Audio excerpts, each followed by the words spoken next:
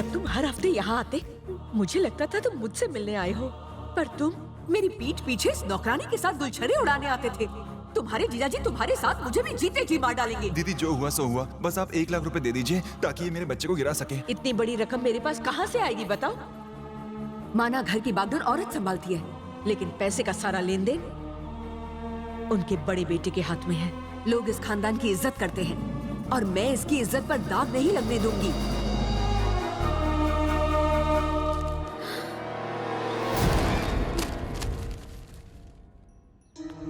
इतना पैसा तेरे पास कहां से आया? चोरी चकारी करनी शुरू कर दिए? नहीं साहब। तो बता, इतना पैसा आखिर तुझे किसने दिया? मैं तुझसे कुछ पूछ रहा हूँ। पैसे मैंने दिए थे पिताजी। क्यों दिए? अबॉर्शन कराने के लिए पिताजी। ए, तू क्या खड़ी खड़ी सुन रही है? पैसे उठाओ, निकल यहाँ से।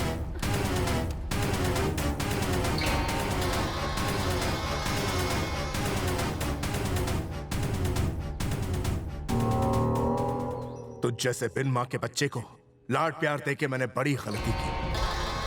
घर की जिम्मेदारी तुझे सौंपी ताकि तू दुनियादारी को समझ सके, लेकिन आज तूने उस नौकरानी को मां बना के मेरी परवरिश पर दाग लगा दिया। लक्ष्मी, आज के बाद इस घर की सारी जिम्मेदारी तुम पे है।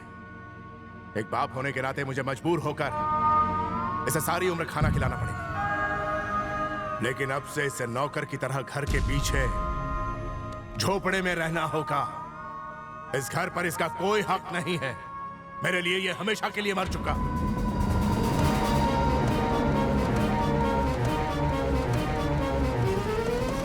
दीदी, सांप भी मर गया और लाठी भी नहीं टूटी। मेरे बेटे को नीचे उतारो। दीदी, उतारो। आज के बाद अगर इस घर में आए या मुझे अपनी मनहूस शक्ल दिखाई तो तुम्हें जिंदा नहीं छोड़ूंगी। निकल जाओ यहाँ से। अगर ये बात मेरे पति को पता चल जाती तो वो मेरे भाई की जान ले लेते। मेरे भाई की गलती की सजा उस बेचारे ने अपने सर पर ले ली और आज उसके पिता उसके लिए पराये बन गए।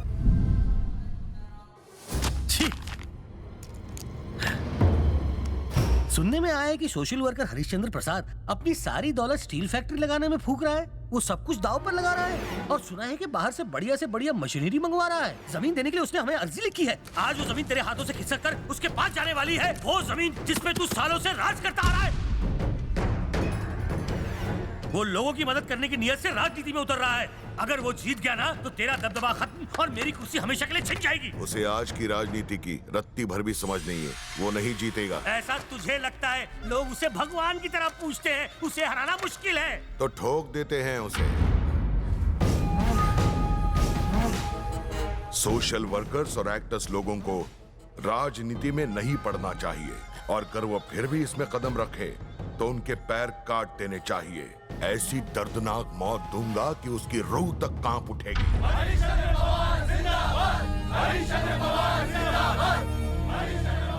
मुझे और मेरे परिवार को इतना प्रेम और सम्मान देने के लिए मैं आप सबका आभारी हूं। राजनीति में उतरकर मेरा तात्पर्य आप लोगों की वाहवाही लुटना नहीं, बल्कि आप लोगों का जीवन संवारना है। अपना काम काज छोड़कर आप लोगों को यहाँ आने की जरूरत नहीं है। मैं खुद चलकर आपके पास आऊंगा। सर, मैं इस इलाके का इंस्पेक्टर हूँ, फिर भी आपको सिक्योरिटी नहीं दे सकता, मगर वक्त आने पर आपके लिए अपनी जान तक दे सकता हूँ। हमें पक्की खबर मिली है कि जब आप नॉमिनेशन भरने जाएंगे तब आप पर जानलेवा हमला किया जाएगा। जान लेना ऊपर वाले के हाथों में। ऊपर वाले ने हमें एक लक्ष्य के लिए भेजा है। वो लक्ष्य है सबको ताकतवर बनाना, ताकि आप और हम मिलकर अन्याय के खिलाफ आवाज उठा सकें।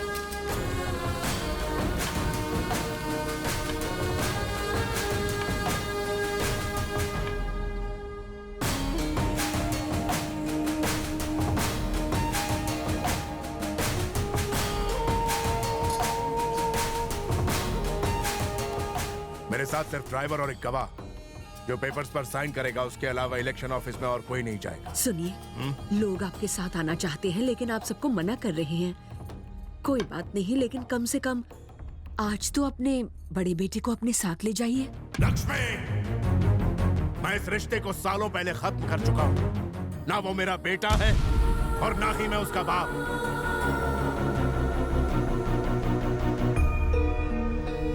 लेकिन मैं अपने जिगर के टुकड़े अपने पोते को साथ ले जाऊंगा।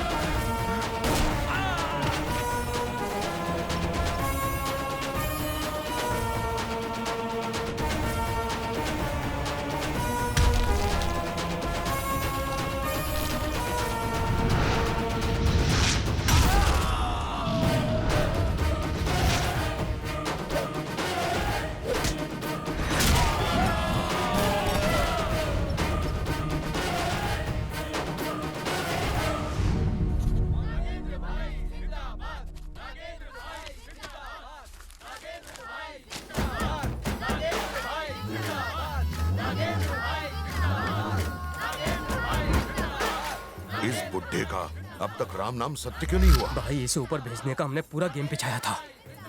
पता नहीं साला लोचा किधर हो गया।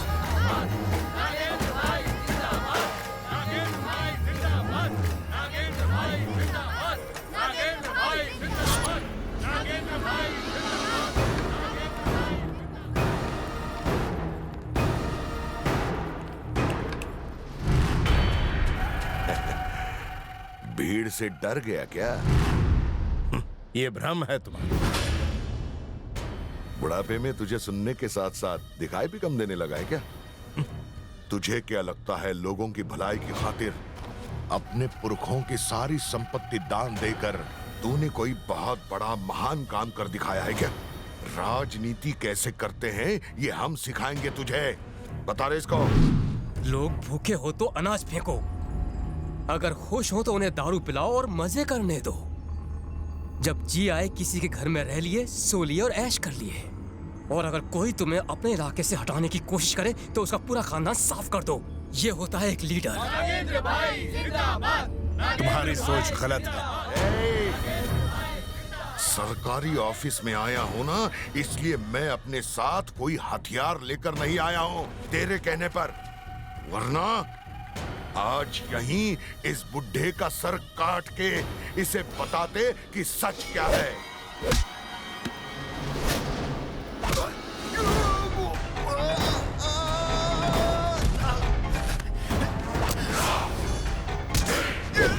मुझे छोड़ दीजिए सर, मेरा परिवार सिर्फ आपकी वजह से ही जिंदा है। अगर आप जीते तो ये पूरा शहर खुशहाल हो जाएगा। इस कमीने के जुल्म को खत्म करने का इससे अच्छा मौका मुझे फिर नहीं मिलेगा। मेरी आंखें मुझे धोखा दे रही? अगर मेरी आंखें मुझे धोखा देती ना तो अब तक तेरा राम नाम सत्य हो चुका होता। ये जिंदा रहा तो आपको जीतने नहीं देगा। मैं मार दूंगा इसे ताकि आपको जीतने से कोई रोक ना सके। मैं राजनीति में इसलिए कदम रख रहा हूं ताकि सबको पता चले कि बुराई पर अच्छाई की जीत आज भी हो सकती है। और इसका मजा तब आएगा जब ये उसे देखने के लिए जिंदा रहेगा। जब ये तुझे मारने के लिए आया तब तेरे पीछे खड़ी ये भीड़ तुझे बचाने के लिए एक कदम आगे नहीं आई। लेकिन जरा देखिए, अपने लोगों की जिंदगी बनाने के लिए तुझे रास्ते से हटाने आया था। शायद आज तेरा दिन अच्छा है। अच्छे कर्म उसे कहते हैं जो युगों युगों तक याद रहते हैं। एक सच्चा आदमी जब हथियार उठाता है तो क्रांति आ जाती है। क्या बोला था तूने? लोगों के सामने अनाज फेंकेगा? कई सालों से तू सरकारी जमीन पर अपना हक जमा कर बैठा हुआ है और वहां राज कर रहा है। मैं उसी जमीन पर एक स्टील फैक्ट्री बनाऊंगा, वहां के हर एक आदमी को उसमें नौकरी दूंगा और इतना काबिल बनाऊंगा कि वो तेरे फेंके हुए अनाज को एक नजर देखेंगे तक नहीं। मैं इन्हें इस कदर सुधारूंगा कि वो तेरी शराब को छुएंगे तक नहीं। कोई नशे का गुलाम नहीं होगा। आगे से तुमने किसी लड़की के सामने आंख उठा कर देखा तो घरों के सामने गमलों की जगह तुम्हारे कटे हुए सिर टंगे मिलेंगे। जिस जगह प्यार होता है उसके आगे कोई जातिवाद नहीं टिक पाता। औरत मर्द कंधे से कंधा मिलाकर काम करेंगे।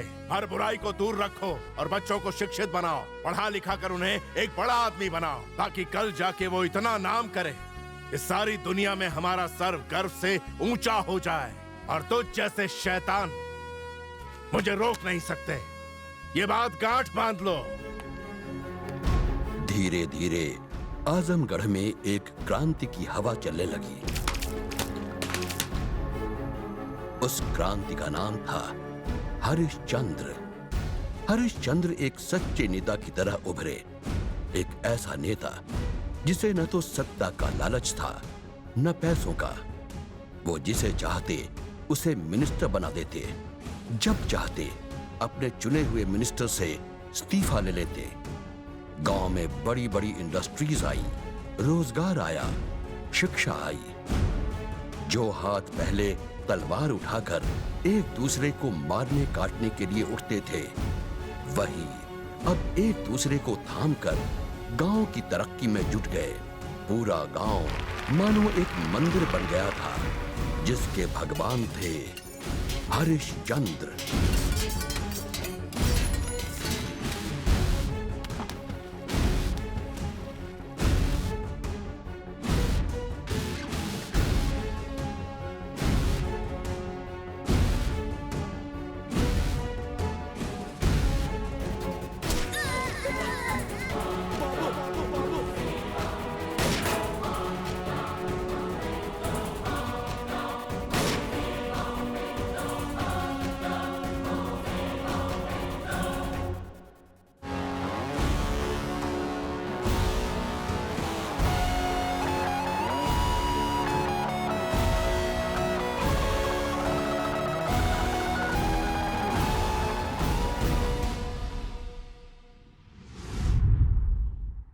डॉक्टर, अर्जेंट केस है, ब्लीडिंग बहुत हो रही है। इसकी ड्रेसिंग कर दो। Okay sir. सर, ये मेडिसिन की लिस्ट है, बगल के मेडिकल शॉप से ले आइए, जल्दी कीजिए।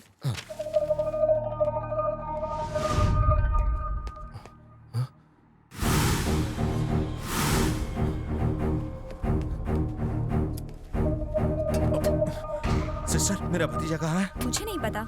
मैं दवा लेने चला गया था, लेकिन वो अब रूम में नहीं है। देखिए, यहीं कहीं होगा। आपने 5 साल के एक छोटे बच्चे को जाते हुए देखा? नहीं।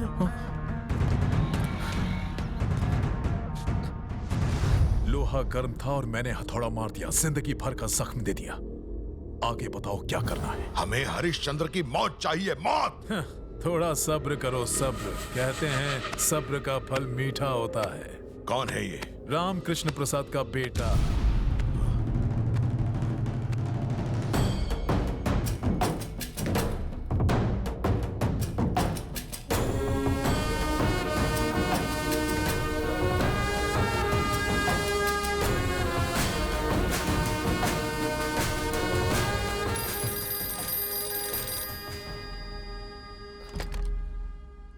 हेलो। अपने भाई को फोन दे। वो यहाँ नहीं है। वो मंदिर की छत पर बैठा हुआ है, तेरे बाप का बॉडीगार्ड बना हुआ है। नीचे बोला।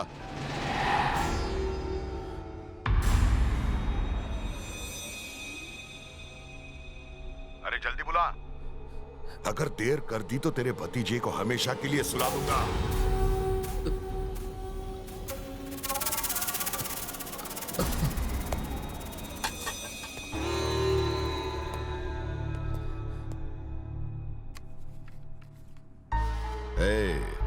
बुढ़े की रक्षा तो तूने अच्छी तरह कर ली। ऐसे आदमी की रक्षा क्यों कर रहे हो जो तुम्हें अपना बेटा मानने से भी इनकार कर रहा हो? जरा अपने बेटे के भविष्य के बारे में भी सोचो। मैंने पहले ही सोच रखा है। अच्छा, तो उसके पीछे से हट जा। भूल जा। तो अब तू तेरे बेटे को भूल जा। मैंने किडनैप किया है उसको। तुझे 60 साल का बुढ़ा जिंदा चाहिए या 5 साल का तेरा नन्हा बच्चा? जल्दी डिसाइड करना। लाखों लोगों की जिंदगी आज मेरे पिता के ऊपर टिकी हुई है। अगर इसके लिए मुझे अपने बेटे की बलि भी चढ़ानी पड़ी तो मैं पीछे नहीं हटूंगा। मार दो उसे।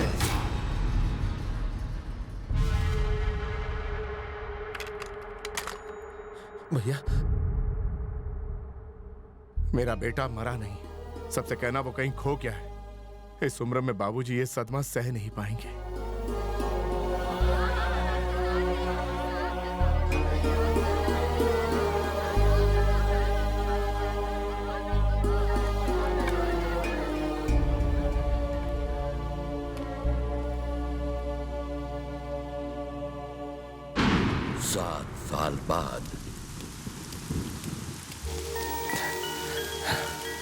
मैं एक अनाथ हूँ। आजा।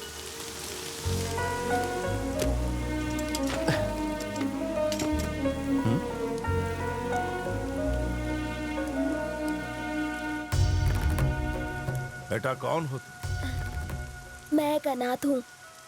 पढ़ाई करने के लिए मेरे पास पैसे नहीं है। दिल छोटा करने की बिल्कुल जरूरत नहीं है बेटा। पैसा क्या होता है? पैसा तो आज है कल नहीं है, लेकिन दिमाग तेज होना चाहिए। दिमाग लगाओगे तभी बड़े आदमी बनोगे, और इसके बाद तुम्हें किसी के आगे हाथ फैलाने की जरूरत नहीं।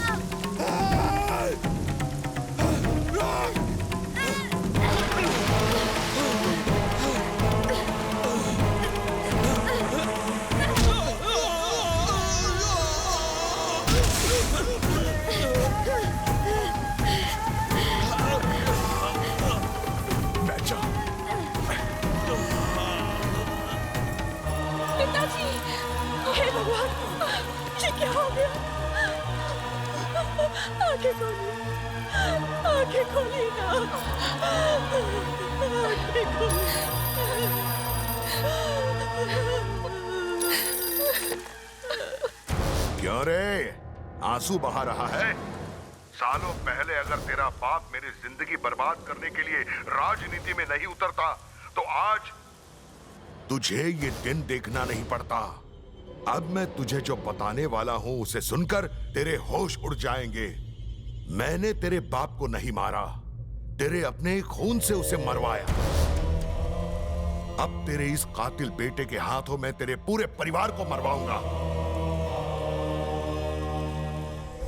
20 साल बाद नागपुर सेंट्रल जेल।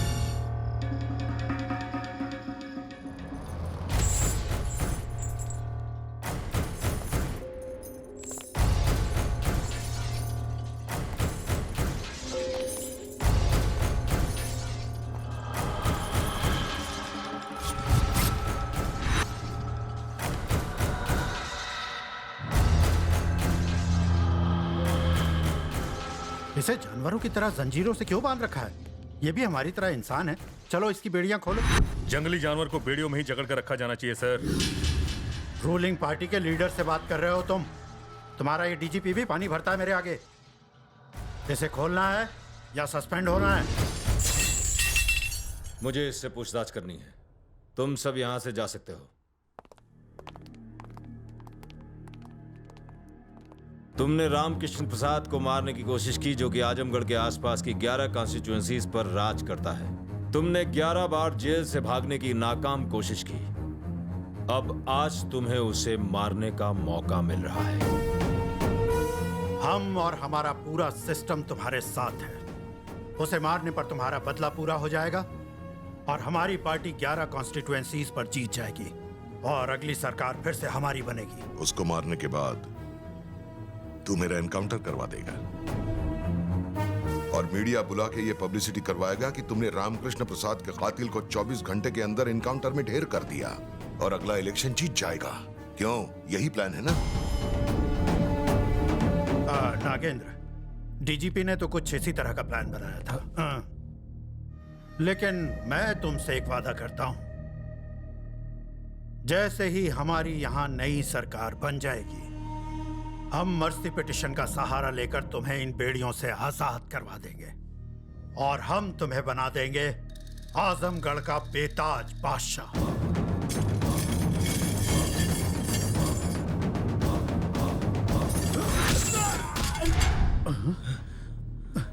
तुम रामकृष्ण प्रसाद को मारने का प्लान बना रहे हो और सिक्योरिटी में उसी के आदमी को रखा हुआ है। यही है तुम्हारा सिस्टम?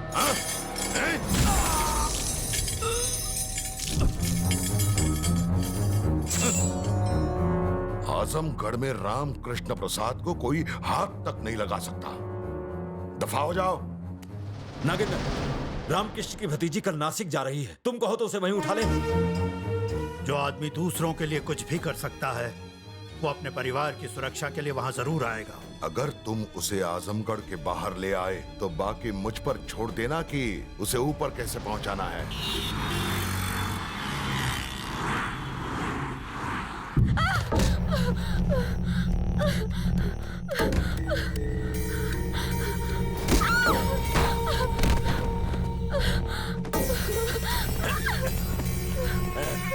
और कितना भागेगी जाने मन?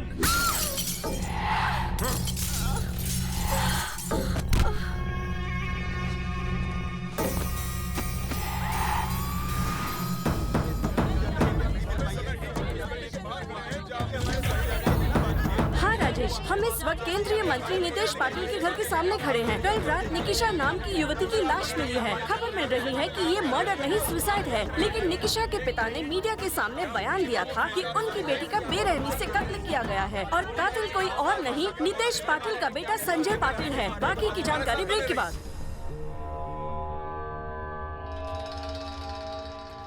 ये कौन है? जिस लड़की का खून हुआ है उसके पिता। आपके पापा ने उन्हें यहाँ बुलाया है। सुबह सुबह मैं कॉफी पीता हूँ क्या? जा जाके मेरे लिए थोड़ी सी विस्की लेके आ जा। पूरा देश निकिशा के पिता और नीतीश पाटिल के बीच हुई मीटिंग को जानने के लिए बेचैन है। उनके बीच क्या बातचीत हुई, इस बात का पता तब तक नहीं चल पाएगा जब तक निकिशा के पिता बाहर नहीं आते। कैमरामैन रवि के साथ संध्या सी न्यूज़।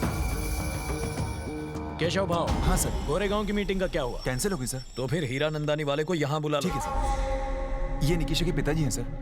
इसे संभाल के रखो। जी सर। ये है निकिशा के पिताजी। नमस्कार साहब, कैसे हैं आप? बसा बसा बसा बसा बसा। आयुष्मान भव। ये गाढ़वा बड़ों के सामने पैर फैलाकर नहीं बैठते। देखिए ना साहब, अपनी बिटिया के साथ भारी अन्याय हुआ है और ये मीडिया वाले ऐसे प्रमोट कर रहे हैं जैसे कोई फिल्म स्टार। संजय अमेरिका में पढ़ता है। वहाँ के लोग तो शादी से पहले ही डेट पर जाते हैं, घूमते हैं। अब वहाँ की हवा लग गई इसे भी। आपने तो अपनी बेटी को पढ़ाया लिखाया, अच्छे संस्कार दिए, उसे हर वो चीज दी जो एक बाप अपनी बेटी को देता है। अब इसमें गलती संजय की है ही नहीं ना, गलती तो आपकी है। इस जमाने में ऐसी खूबसूरत लड़की पैदा ही नहीं करनी चाहिए थी। लड़के तो पीछे पड़ेंगे ही, जहाँ कहीं फूल देखा भौरे पीछे चले आते हैं। मेरे पास बेकार की बातों के लिए वक्त नहीं है। बताइए मुझे क्यों बुलाया? बस अपनी औकात में रह। मेरी किस्मत अच्छी है, मेरे जैसे नेता ने अपने घर बुलाया। तुम जैसों की लड़कियां होती ही हैं हमारी मौज मस्ती के लिए। हम लोग जो चाहे वो कर सकते हैं, तुम्हारे और तुम्हारी जवान बेटियों के साथ। साल्या मीडिया में बयान देकर खुद को बहुत बड़ा हीरो समझ रहा है। कुछ नहीं होगा इस कवरेज से। इस देश में न्याय नाम की चिड़िया जिसे अपनी बेटी के लिए ढूंढ रहा है वो कहीं नहीं मिलेगी। एक बात समझ ले तूने क्या सोचा? 20 साल से जमाई हुई मेरी इस राजनीति की दुकान को तू एक ही दिन में बंद करवा देगा? हलवा समझा है क्या? घुसेड़ दूंगा कुत्रिया। तेरी बेटी के पास पहुंचा दूंगा तुझे भी। केशव भाव। जी सर। चल पकड़िए चेक, पूरे 50 लाख का है। जिस मीडिया के सामने तूने मेरे बेटे को नंगा किया था, उसी मीडिया के सामने जाकर उसे कपड़े पहना। चल गए? नहीं लेगा? अरे इसकी बड़ी बेटी दिखने में कैसी है? वो तो उस मरी हुई से भी ज्यादा माल है पप्पा। अक्कल आली तुला। इसको फिक्स डिपॉजिट में डाल, बुढ़ापा आराम से कट जाएगा। चल निकल। आयुष्मान भवा। केशव भाव। जी सर। जरा कान साफ कर लो। उस न्यूज चैनल वाले को बुला लो। सर प्लीज बताइए, आप मंत्री जी से मिलने क्यों आए थे? आपको मंत्री जी ने क्यों बुलाया था? क्या आपको न्याय मिलने की उम्मीद है? बताइए। उनका कहना है कि संजय के अंदर कोई बुरी आदत नहीं है। आपका इस बारे में क्या कहना है? बताइए ना सर। मैं आपके सामने सब कुछ सच सच कहना चाहूंगा। मेरी बेटी बिगड़ गई थी। रात भर पब में घूमना, उसे नशे की लत लग गई थी। उसी नशे की हालत में उसने आत्महत्या कर ली। खैर अब तो मेरी बेटी वापस नहीं आ सकती, इसलिए मैंने सोचा क्यों ना उसकी मौत से थोड़े पैसे कमा लिए जाए, अमीर बना जाए। इसलिए मैंने मिनिस्टर की बेटी पर गलत इल्जाम लगाया। देखा आपने, एक मिडिल क्लास आदमी ने अपनी औकात दिखा दी। उसने अपनी बेटी की मौत से भी पैसा कमाने का मौका नहीं छोड़ा। बेचारे उस सीधे साधे मिनिस्टर के बेटे पर इल्जाम लगा दिया। एक बार फिर यह साबित हो गया कि गरीब अमीर की दौलत और नाम से जलते हैं। Over to studio. Party worker celebrate कर रहे हैं। अरे दरवाजा बंद कर रहे। MDTV की तरफ से आपको congrats sir. Thank you sir. क्या मैं आपसे एक पर्सनल सवाल पूछ सकता हूँ? सर प्लीज मना मत कीजिएगा। पूछो ना। सुना है आपका हट्टा कट्टा बेटा नामर्द है। मैं नहीं कह रहा हूँ, सुना है मैंने। कितनी बुरी बात है। अब आप ही बताइए, एक नामर्द रेप कैसे करेगा? आप जनता को सच बताइए ना सर। जिस साले ने ये खबर दिखाई है उसकी बहन को भेज मेरे पास, फिर देखना भरी मीडिया के सामने मैं बता दूंगा मर्द कौन है और नामर्द कौन है।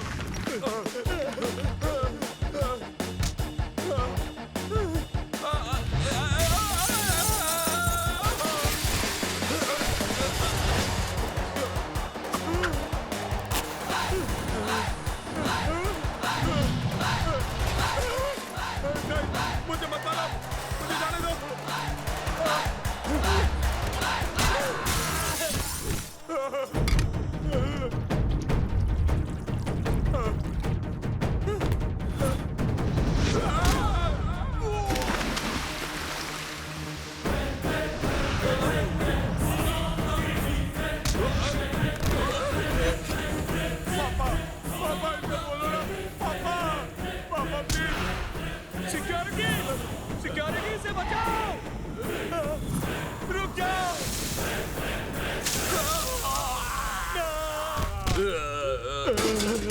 की काली करतूतों को ढकने के लिए तूने कईयों के मुंह बंद किए। वैसे भी तुझ जैसे घटिया आदमी के पास दौलत के नाम पर कागज के नोट हैं। एक सुपारी लेने वाले के भी अपने कायदे कानून और अपने कुछ उसूल होते हैं। क्या तुम एक किलर हो? मेरे बेटे को मत मारो, जितने पैसे कहोगे मैं दे दूंगा। जिस तरह मौत को पैसों से रोका नहीं जा सकता, उसी तरह मुझे खरीदा नहीं जा सकता। तुम्हारा काम गंदगी फैलाना है और मेरा काम गंदगी खत्म करना। सच कहूं तो तेरी जिंदगी की सबसे बड़ी गलती ये है कि तूने इस हैवान की हैवानियत को रोका नहीं। रुको, उसे मत मारो, मैं तुम्हारे हाथ जोड़ता हूँ। मैं मीडिया के सामने आकर सारी सच्चाई बता दूंगा। सभी लोग सुनो। हेलो, मिनिस्टर साहब अपना बयान देने वाले हैं। ये केबल और कैमरे से कनेक्ट करो।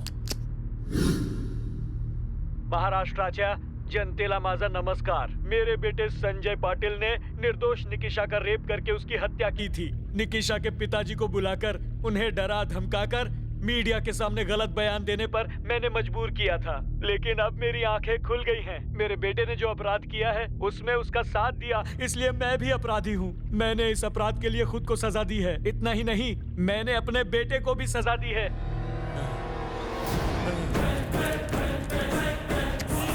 मैंने सबके सामने सच बता दिया। अब मेरे बेटे को छोड़ दो। नहीं, मेरे बेटे को मत मारना। मैं तुम्हारे हाथ जोड़ता हूँ, इसे छोड़ दो। जिंदगी, मौत और मेरा फैसला, ये कभी नहीं टलते। No second option. सुनिए, मैं आपका एहसानमंद रहूंगा। आपने मेरा बदला पूरा किया, ये आप रख लीजिए। न्याय और किट्टू की कोई कीमत नहीं लगा सकता। ना मैं बिकाऊ हूं और ना ही मेरा ईमान। उस मिनिस्टर ने एक पिता को ठेस पहुंचाई और एक भाई ने एक बहन का बदला लिया। मेरे लिए बस यही काफी है।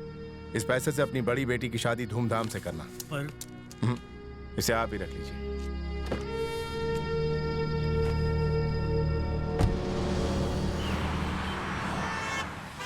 चाहे कोयले की खान में हो या ईश्वर के गहनों में, हीरा हीरा होता है।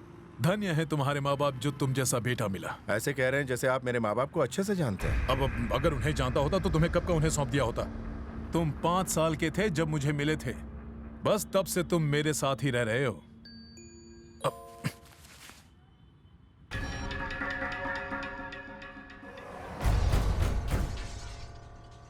कृष्ण प्रसाद को मारने का वक्त आ गया।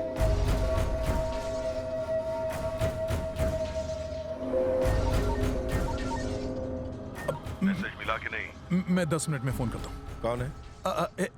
पुराना दोस्त है।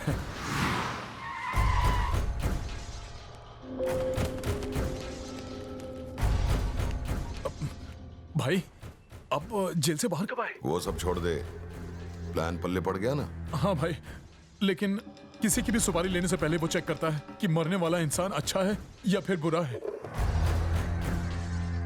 अगर उसे पता चलेगा कि अगली सुपारी वो अपने बाप को मारने के लिए रहा है, तो वो हमारे खिलाफ होकर हमारा ही काम हमेशा के लिए तमाम कर देगा। इस काम के लिए वो सही नहीं रहेगा भाई। ये काम किसी और से करवाते हैं।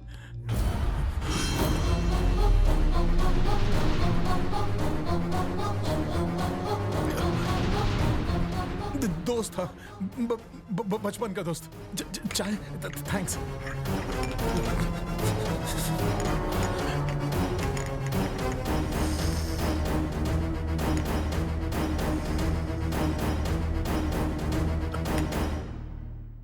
जानता हूं मेरी बात सुनने के बाद तुम्हारे दिल में बहुत सारे सवाल उठने लगे होंगे। एक बड़े घराने के संस्कारी बच्चे को मैंने एक हत्यारा बना दिया। तुम्हारे पिता आजमगढ़ के नामची नेता हैं, जिन्हें लोग देवता की तरह पूजते हैं। आज तक ऑपोजिशन वाले तुम्हारे पिता को इलेक्शन में हरा नहीं पाए। हराना तो दूर, उनके आसपास भी नहीं भटक सके। इसीलिए वो उन्हें मारने का प्लान बना रहे हैं। इस फोन में उसकी सारी जानकारी है। जो गलतियां मैंने की थी उसके प्रायश्चित का दिन आ गया है। हो सके तो मुझे माफ कर देना। हमारा साथ यहीं तक का था बेटा।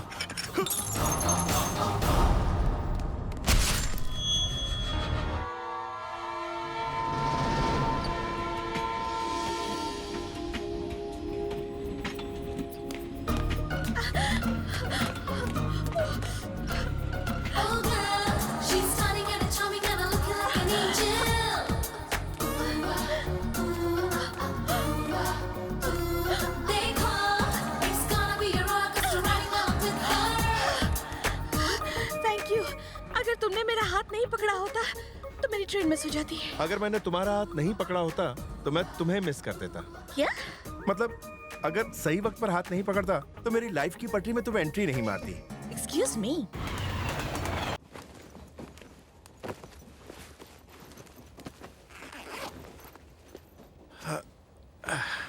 तुम मेरी कैबिन में क्यों आ गए? तुम्हारी? मगर पहले तो ये कैबिन रेलवे की थी।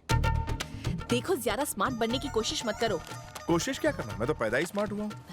इससे अच्छा तो मैं जनरल डिब्बे में चली जाती। मुझे लगा तुम स्पेशल क्लास की हो, मगर तुम तो जनरल कंपार्टमेंट की निकली। तुम क्या मुझे चालू टाइप समझते हो? वैसे शक्ल से नहीं लगती। तुम्हें मेरे बारे में पता नहीं है। मेरा सैंडल नंबर है 10, जूती नंबर 9, थप्पड़ का नंबर 5 और घूसा फ्री में है इनके साथ। अब तुम्हें समझ में आ गया ना सब कुछ? तुमने अपना मोबाइल नंबर नहीं बताया। तुम जैसे लड़के को मैं अपना मोबाइल नंबर दूं? मोबाइल तो क्या, मैं तुम्हें अपनी स्माइल तक ना दूं।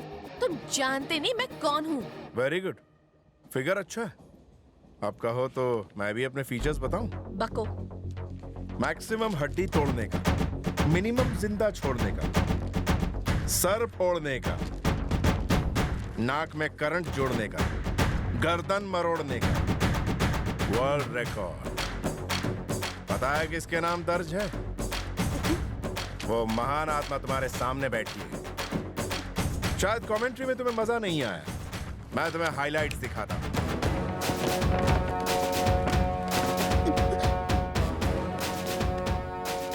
इन लोगों ने तुम्हारा क्या बिगाड़ा है? ये हीर रांझे की औलाद मजनू गैंग है। आशिकी में डिप्लोमा करने के बाद कॉलेज जाने वाली लड़कियों पर प्रैक्टिकल कर रहे थे। जब मैंने उन्हें मना किया तो मुझे शेर सुनाने लगे। फिर मैंने उन्हें शेर का पंजा दिखा दिया।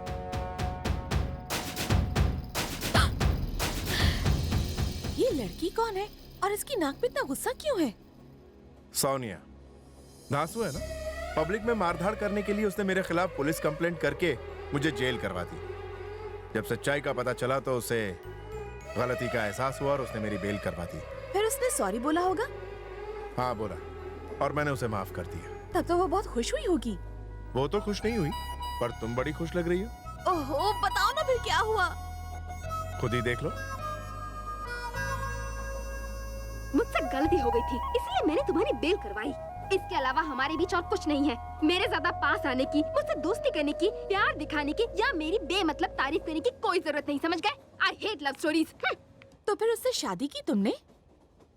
नहीं, उसने मना कर दिया। पर क्यों? मुझे कल ही पता चला कि सोनिया को कैंसर है और इस वक्त हॉस्पिटल में उसकी ट्रीटमेंट चल रही है। क्या कहा? हाँ, सिर्फ 1 हफ्ते की मेहमान, ऐसा डॉक्टर का कहना है। मैं उससे शादी करने जा रहा हूँ क्योंकि सोनिया एक सुहागन के रूप में मरना चाहती है।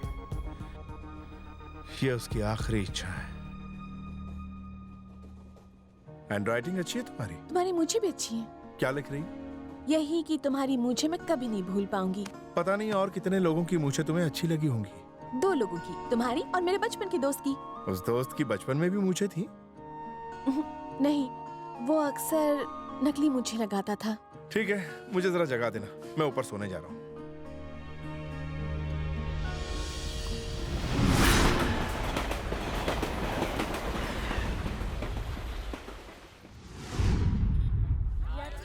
अरे सुनो, हेलो, एक्सक्यूज हाँ, मी, मेरी एक छोटी सी रिक्वेस्ट है। हाँ बोलो ना। अगर तुम्हें बुरा न लगे तो मैं तुम्हारी शादी में चलूं? रात को अच्छी तरह सोई तो थी ना तुम? रात को बहुत अच्छी नींद आई, तभी तो सुबह फ्रेश हूँ। रात को तुम मुझसे डरी हुई थी, तो मैंने तुम्हें एक चटपटी मसालेदार फिल्मी कहानी सुना दी ताकि तुम मेरे साथ कंफर्टेबल हो सको। बाय। हाँ, 1 मिनट।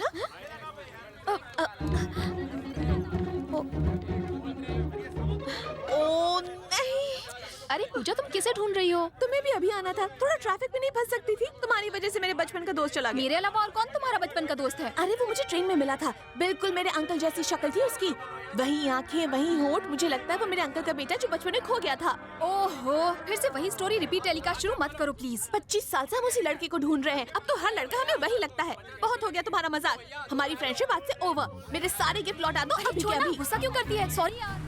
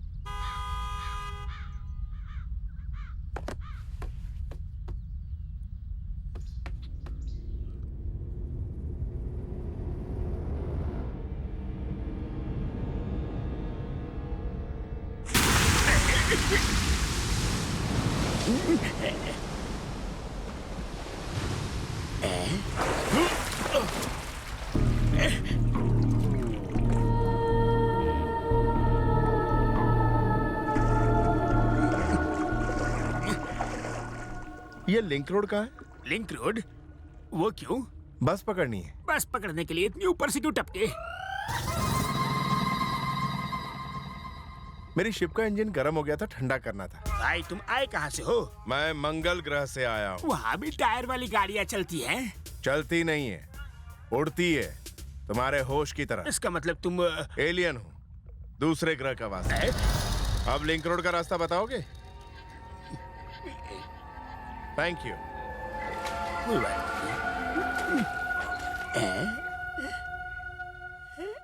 लोग कहते हैं दुनिया में एक शक्ल के 7 इंसान होते हैं। वही लड़का तुम्हारे अंकल का बेटा है, ये कैसे पता चलेगा? मैं तुम्हें बताती हूँ कैसे पता चलेगा। मेरे दादाजी अपने इलाके के दबंग थे। जितना उनका नाम था उतने उनके दुश्मन भी। जब मेरा दोस्त 5 साल का था तो मेरे दादाजी के साथ एक कैंपेन में गया था और दादाजी का दुश्मन उनका पीछा कर रहा था और उसने उन पर गोली चला दी। गोली इस बच्चे को लग गई। लकीली वो बच तो गया, मगर गोली ऐसी जगह लगी है कि ना वो दिखा सकता ना बता सकता है। मगर उसे गोली लगी कहाँ थी? एग्जैक्टली यहाँ। बड़ी गलत जगह लगी गोली। हम वहाँ देखेंगे कैसे? अगर ये लड़का वही है तो निशान भी होगा। पहले उसे ढूंढो फिर निशान ढूंढेंगे। किससे मिलना है? आपने मुझे पहचाना नहीं? मैं बॉबी। बॉबी? कौन बॉबी? आपकी बेटी का क्लासमेट बॉबी। बॉबी तुम हो? करुणा, पूजा, देखो कौन आया है।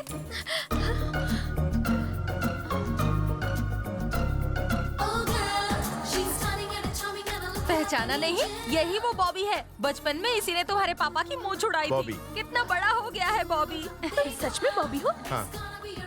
और तुम? तुमने मुझे पहचाना नहीं? मैं पूजा और ये करुणा। मैंने तुम्हें देखा था तभी पहचान गई थी। तुम बचपन में छोटे थे, अब कितने लंबे हो गए हो?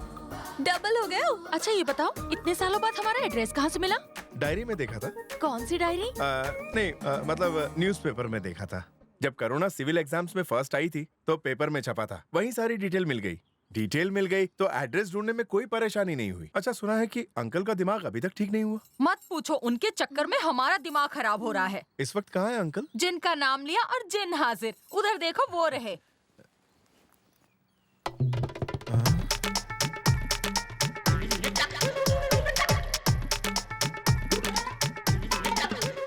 अरे ऐसे दूर से क्या घूर रहे हो? कभी आदमी नहीं देखा? ये करुणा का दोस्त है। जाओ जाके गेस्ट रूम को साफ कर दो और उसके बाद जाके बर्तन और कपड़े भी धो देना।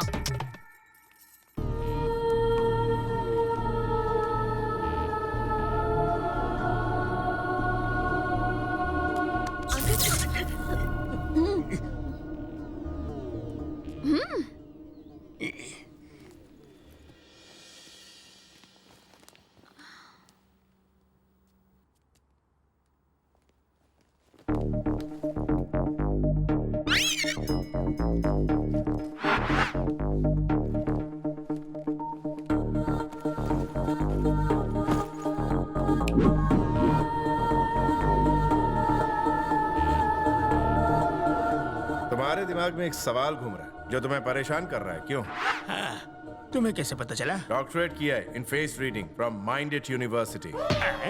पृथ्वी वाले गूगल सर्च में सर्च करते हैं और हम सर्च में रिसर्च करते हैं। अच्छा, तो मेरे दिमाग में कौन सा सवाल घूम रहा है? सिर्फ सवाल नहीं, तुम्हारा दिमाग भी घूम रहा है कि एक एलियन मेरे जैसे गधे की बेटी का दोस्त कैसे हो सकता है। सही कहा ना?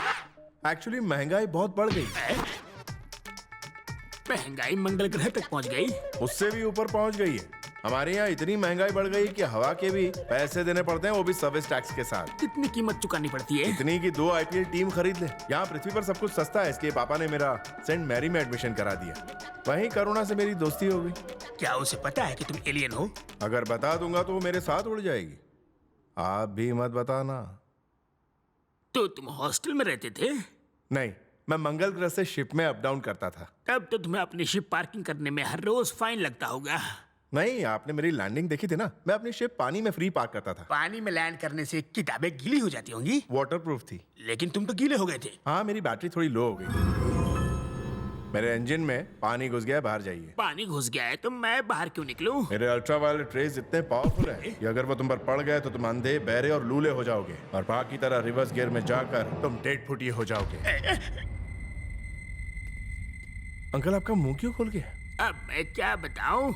मुंह खुल गया और मेरी आंख भी खुल गई। कुछ और खुल जाए इससे पहले मुझे खुली हवा में जाने दो।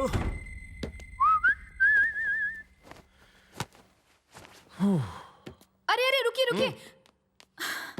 क्या हुआ? इस बाथरूम का नल थोड़ा खराब है, दूसरा बाथरूम यूज कर लीजिए। कहाँ है दूसरा वाला? उधर।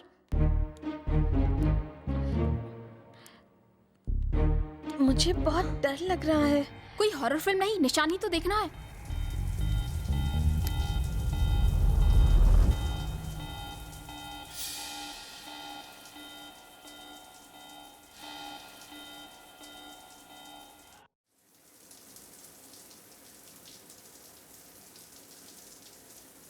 पूजा, ए पूजा, दरवाजा खोल यार। अरे ये क्या हाल बना रखा है? निशान देखा कि नहीं? नहीं देखा। अरे निशान नहीं देखा तो और क्या देखा? अक्सर लोग शावर की तरफ मुंह करके नहाते हैं ना, बॉबी दरवाजे की तरफ मुंह करके नहा रहा था।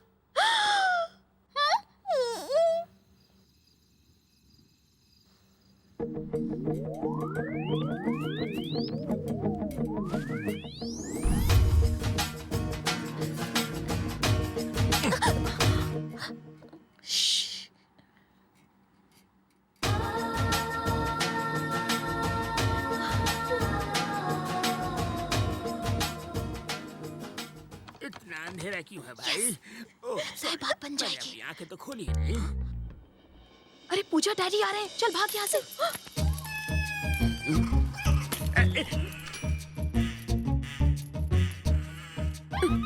डेटा केबल लगा कि ऑनलाइन है और मार्स में चैटिंग कर रहा है। अभी वाइफ को अपडेट करके इसे शट डाउन करता हूँ।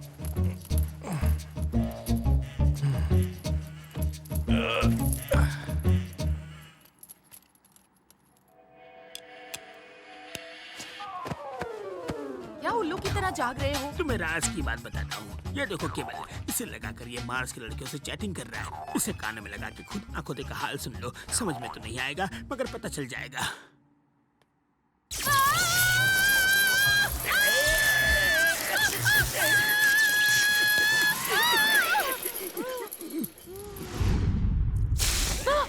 मम्मा, मम्मा, मम्मा होश में आइए। मम्मा।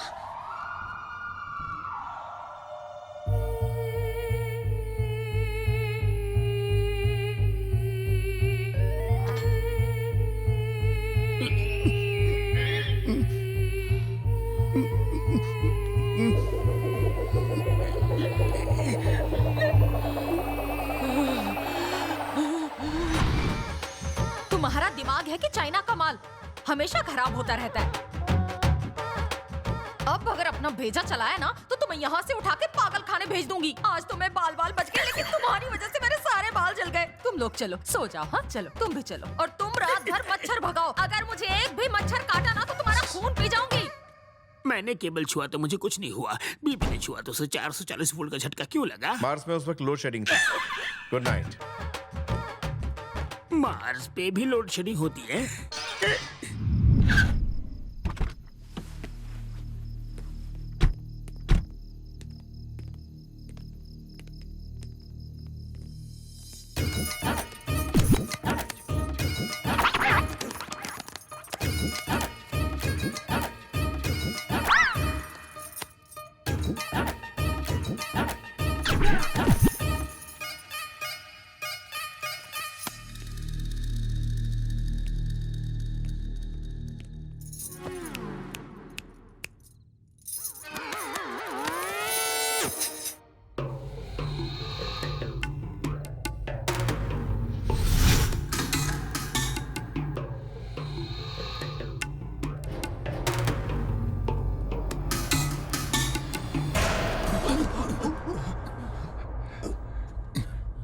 ऊपर से गिरने के बाद भी ये ऊपर नहीं पहुंचा। हाँ यार, 3 मगरमच्छ मर गए जिनके ऊपर ये गिरा था।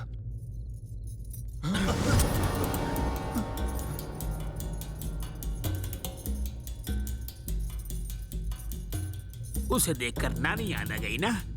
पता है तुम्हें वो कौन है? कौन है वो? एलियन। एलियन? मुझे तो यही एलियन लग रहा है भाई।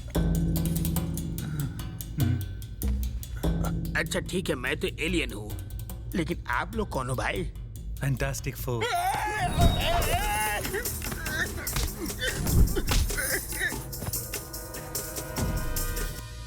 कहाँ गया वो?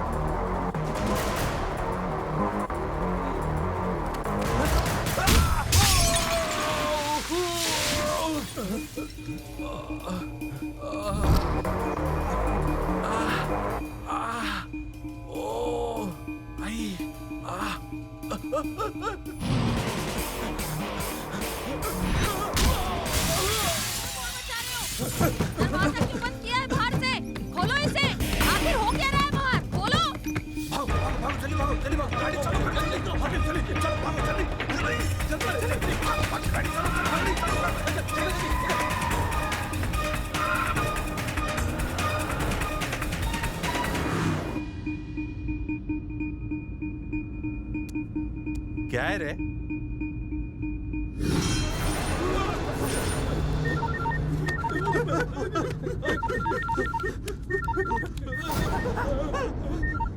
जुबे, काम खत्म हुआ कि नहीं? इतनी क्या जल्दी? अभी काम तमाम करके आपको खुशखबरी देता हूँ।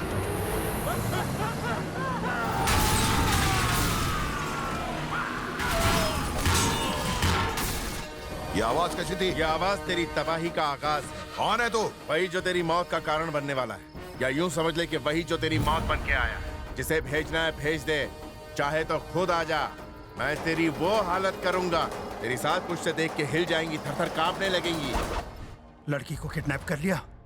नहीं, हम तीनों के अलावा कोई चौथा भी हमारे प्लान के बारे में जानता है, और मैं अच्छे से जानता हूँ वो चौथा शख्स कौन है।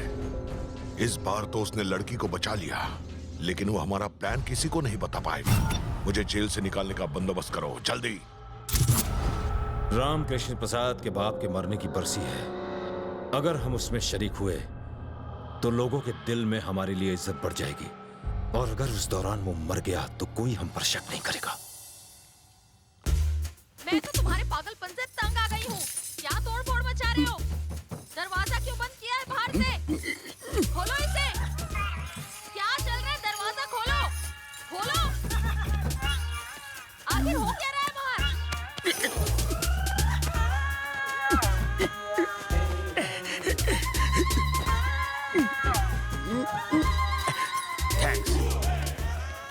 लीजिए, पकड़िए इसे। वो क्यों? अगले सीन में आपके ऊपर जो हमला होने वाला है ना अंकल, ये आपको उससे बचाएगा।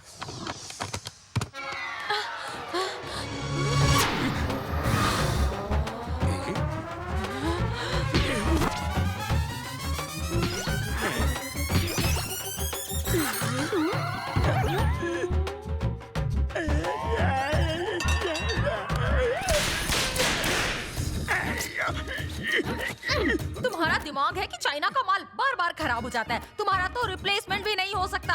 तो ऑनलाइन शॉपिंग में बेच दो ना, उसमें तो ऐसे डिफेक्टिव पीस भी बिक जाते हैं। इनको जो खरीदेगा उसे मेंटेनेंस का खर्चा भी देना पड़ेगा। पास में एक योगाश्रम है, वहाँ अंकल की अकल ठिकाने आ जाए। अकल को ठिकाने लगाओ या अंकल को, पर जल्दी कुछ करो।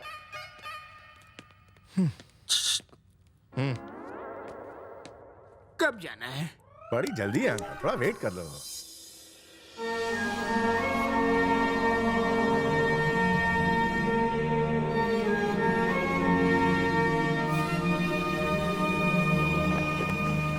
मंगल ग्रह के एलियंस यहाँ इंडिया में आ चुके हैं। टूरिस्ट के तौर पर आए हैं या सेटल होने? अगर सेटल होने आए हैं तो ज्यादा दिन टिक नहीं पाएंगे, 1 BHK खरीद नहीं पाएंगे, मंथली रेंट वो दे नहीं पाएंगे, और करप्शन में सांस ले नहीं पाएंगे। स्वामी जी, आप यही तो मार खा गए। बिना राशन कार्ड के अच्छे अच्छे सेटल हो गए, घूस देकर ये भी घुस जाएंगे। उनकी करेंसी तो डॉलर से भी बहुत महंगी है ना स्वामी जी? सच कहा बालक। अगर हमारे आयुर्वेदिक बिजनेस में वो पार्टनर बन जाए तो लाइफ सेट हो जाएगी। दूसरे बाबा की तरह आप भी मुझे फ्रॉड लग रहे हैं। अपना मुंह बंद रखो, कहीं भी बकबक शुरू कर देते हो। ये जो तुम्हारा भेजा है ना, इसमें सिर्फ भूसा भरा हुआ है। इसे ठीक कर दो, या तो कोई इसे अच्छा दिला दो। तुम टेंशन मत लो बेटी, ये योगा से ठीक हो जाएगा। योगा करना है स्वामी जी, पहले क्यों नहीं बताया? मुझे तो लगा था कि आप झटके देंगे। जैसा योगा करना है करूंगा, मगर सच्चाई यही है कि ये एलियन है। योगा करना है ना? चलो। उधर बाहर कहाँ जा रहे हो? इसके अंदर जाना है। इसके अंदर मैं कैसे घुस सकता हूँ स्वामी जी? आप लोग इन्हें घुसाकर बताइए कि कैसे घुसते हैं। घुसा तो आप ऐसे रहे हो स्वामी जी, जैसे मैं कि घूस का पैसा हूँ। घुस जाओ, घुस जाओ। अगर इस डब्बे में घुसा तो मुरब्बा बन जाएगा मेरा। तुम कुछ क्यों नहीं मुझे मुरब्बा पसंद है। अरे इसे जल्दी अंदर डालो, अगर ये इतना बोलेगा तो हमें भी डब्बे में जाना पड़ेगा। अरे ऐसा मत करो, मैं कोई भगवान के लिए छोड़ दो। अरे टेंशन लेने की कोई आवश्यकता नहीं है, कुछ देर में ये ठंडा हो जाएगा, मगर अंडा नहीं देगा।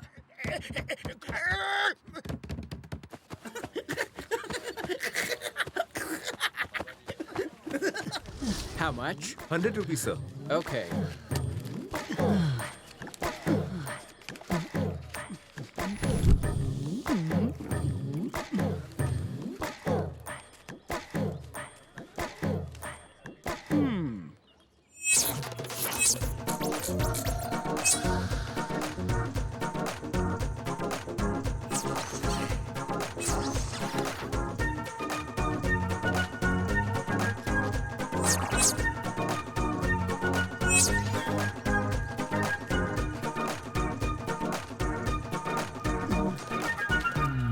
Thanks madam. हाँ? मैडम जेब काटूं मैं और मलाई खाएंगी आप? ईमानदारी भी कोई चीज होती है। अब मैं जा रही हूँ पिज्जा खाने, रोक सको तो रोक लो। तुम्हें तो पोलियो हुआ था ना? हाथ पैर इतनी जल्दी ठीक हो गए तुम्हारे? कहो तो कटिंग करवा दूं?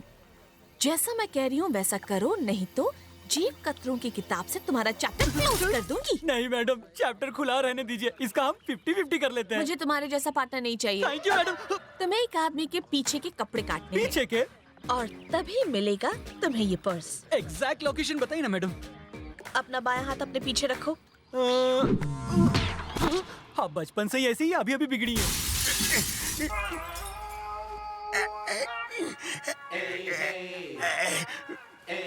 कैसा महसूस कर रहे हो? अब मुझे समझ में आ गया स्वामी जी, एलियन अपने यहाँ नहीं आ सकते।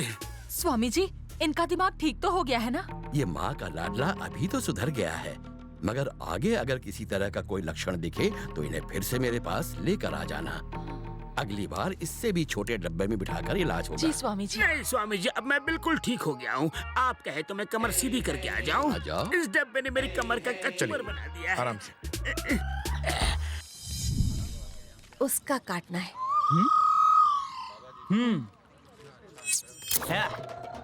देखो अब मेरे ब्लेड की धार और मेरी कटिंग की रफ्तार।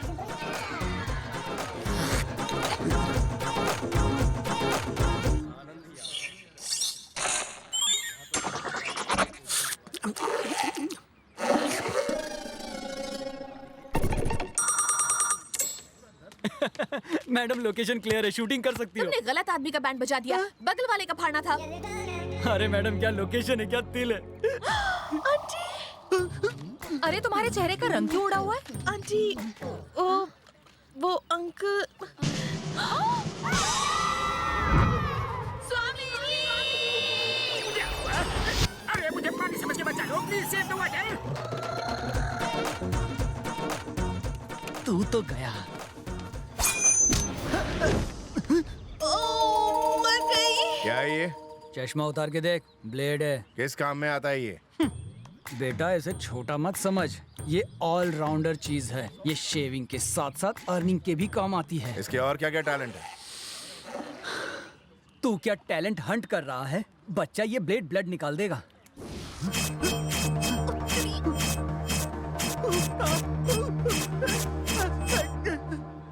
टैलेंट आदमी में होता है, इस ब्लेड में नहीं। आप तो मेरे भी बाप निकले, मेरे साथ साथ मेरे शर्ट की भी हजामत कर डाली। ब्लेड का जो काम है उससे वही काम कर। जा सलून खोल, शेविंग के साथ सेविंग भी कर। ठीक से समझ गया ना?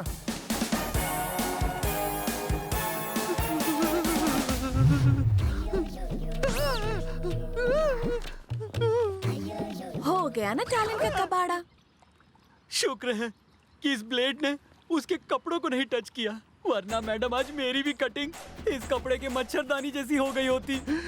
गया तो था वन पीस बनकर और लौटा हूँ कट पीस बनकर। आज का दिन ही खराब है। एक पर्स मारा था, वो भी आपने मार लिया। क्यों ना हम उसका 50-50 करके निकल ले। सॉरी, तुम जैसे जेब कतरों की वजह से ही हमारे देश का नाम दुनिया भर में बदनाम है। मैंने वो पर्स उस फॉरेनर को लौटा दिया। Incredible India. जय हिंद।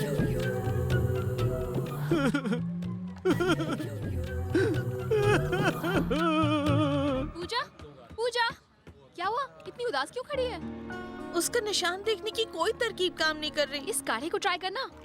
कहाँ से लाई? ट्रीटमेंट के दौरान एक आदमी से दर्द बर्दाश्त नहीं हो रहा था, बहुत चिल्ला रहा था, तो स्वामी जी के इस काढ़े को सूंघते ही वो बेहोश हो गया। Thank you.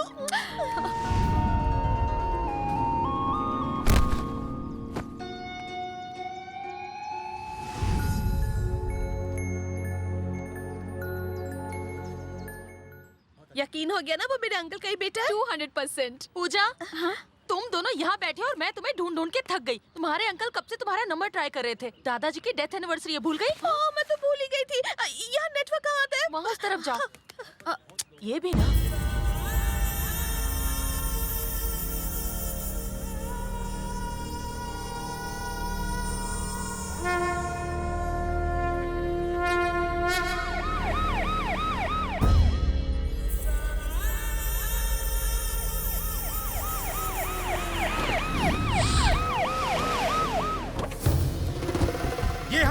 देवता स्वरूप नेता की पुण्यतिथि है। जैसे शैतान हमें यहाँ नहीं चाहिए, चले जाओ यहाँ से। सूरत लेकर यहाँ से निकल जाओ।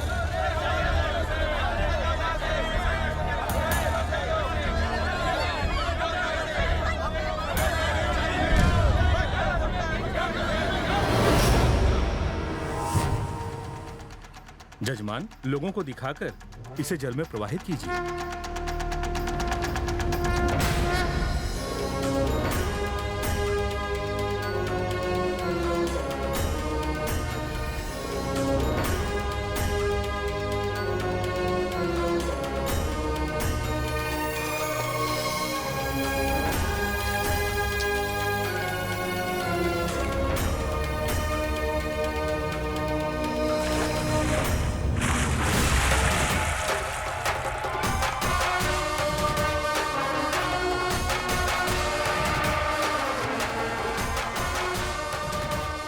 डीजीपी, मुझसे नहीं होगा। तुम ही बताओ कि हम लोग क्यों आए हैं यहाँ।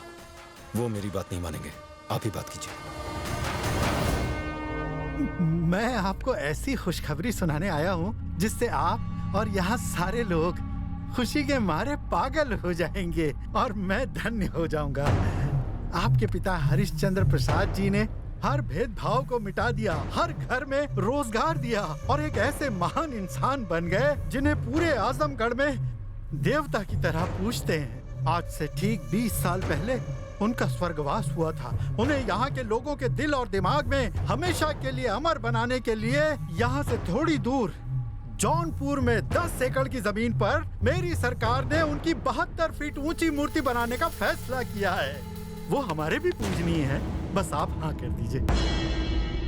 सुनिए, शायद आपने मेरी बात ठीक से नहीं सुनी। 10 एकड़ की जमीन के बीचों बीच 72 फीट ऊंची मूर्ति भारत की सबसे बड़ी मूर्ति होगी ये। एक बात याद रखो, वो 10 एकड़ नहीं बल्कि 32 एकड़ है। वहाँ 8000 परिवार झुग्गी झोपड़ियों में अपना बसर करते हैं, अपने बच्चों का पेट पालते हैं। अगर उन गरीबों की जमीन पर कब्जा करके तुमने वहाँ पार्क या मूर्ति बनाने का सोचा और एक भी झोपड़ी को नुकसान पहुँचा तो तेरे अंतिम संस्कार के लिए तुझे 1 इंच जमीन नसीब नहीं होगी। लोगों ने अपनी मर्जी से मेरे पिता की मूर्तियाँ शहर में जगह जगह बनाई हैं। हमें और मूर्तियाँ खड़ी करने के लिए तुम्हारी भीख की जरूरत नहीं है। महान नेताओं को लोगों के दिलों में रहना चाहिए, डांबर की सड़कों और पत्थर की मूर्तियों में नहीं। अब बताओ, ये मूर्ति लगाने का ढोंग तुम क्यों कर रहे हो? वरना ये भी मुझे ही उगलवाना पड़ेगा। नहीं, देखिए, दरअसल बात ये नहीं है, आप गलत समझ रहे हैं। ये शंकर राव का प्लान नहीं था। पार्टी हाईकमांड ने आपको खुश करने के लिए ये फैसला लिया था ताकि आप इनकी पार्टी में शामिल हो सके। वो क्या है ना, आपके उम्मीदवार पिछले 25 सालों से यहाँ से जीतते आए हैं। अगर इस बार इलेक्शन में आपने इनकी पार्टी का साथ दिया तो पार्टी हाईकमांड आपको अपनी पार्टी में बड़ी से बड़ी पोस्ट दे सकती है। पोस्ट सिर्फ नाम की चीज नहीं होती कि बस उसका बिल्ला लगाया और घूमते रहे। वो एक लीडर को दिया गया लोगों का विश्वास होता है। मैं तुम्हारी तरह विश्वासघाती नहीं हूं। मेरी जिंदगी से बढ़कर लोगों की भलाई है। लोगों को मुझ पर विश्वास है और जो नेता लोगों की ना सोचकर अपने बारे में सोचता है वो नेता नहीं, दलाल कहलाता है। तुम जैसा दलाल जिसका ना तो कोई ईमान होता और ना ही कोई धर्म। चवन्नी चवन्नी में बिकते हैं तुम जैसे तुच्चे नेता। तुम्हारी पूरी पार्टी चवन्नी छाप नेताओं से भरी पड़ी है, यही सच है। तुम मेरी पार्टी और हाईकमांड की असली ताकत जानते कहाँ हो? अरे इन जाहिल लोगों की मदद करने का क्या फायदा? अगर आज के बाद मेरे सामने ऊंची आवाज में बात की या मेरे लोगों के बारे में कुछ भी गलत कहा,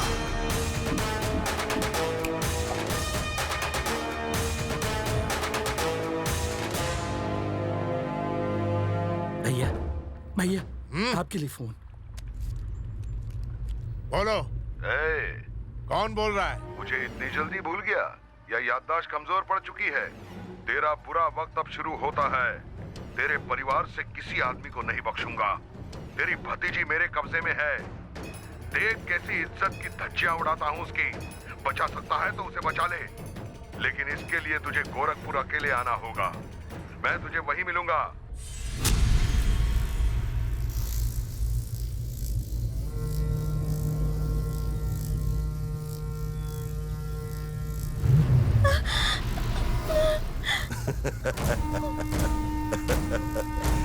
तेरी आँख खुलने से पहले ही तुझे मार देता। फिर सोचा तुझे कैसे पता चलेगा किसने मारा? तू सुपारी लेने से पहले मारने वाले की अच्छी खासी मालूमात ले लेता है ना? और मैं मारने से पहले मरने वाले को अपनी पूरी मालूमात देता हूं, फिर मारता हूं, समझे? अपना स्टाइल। तूने उसको 2 बार मरने से बचा लिया, अब बचा के दिखा। तू आजमगढ़ के टाइगर का बेटा है, कहीं तू चूहा तो नहीं है ना?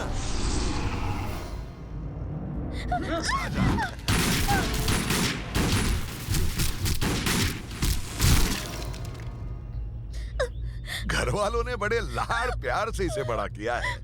अब तेरे सामने मेरे पंटर लोग इसकी इज्जत लूटेंगे। तू सिर्फ देखता रह जाएगा, लेकिन इसे बचाने के लिए एक कदम भी आगे नहीं बढ़ पाएगा।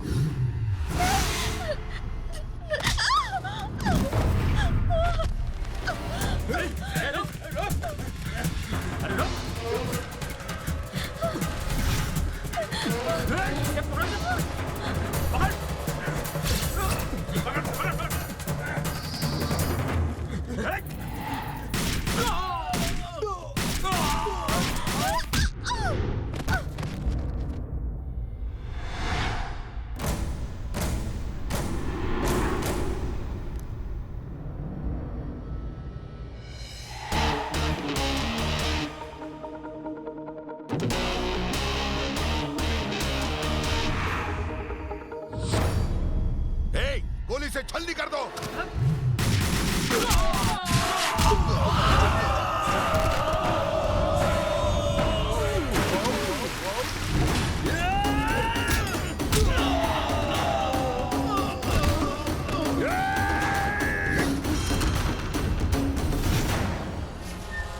डर मत, ये गन खाली है।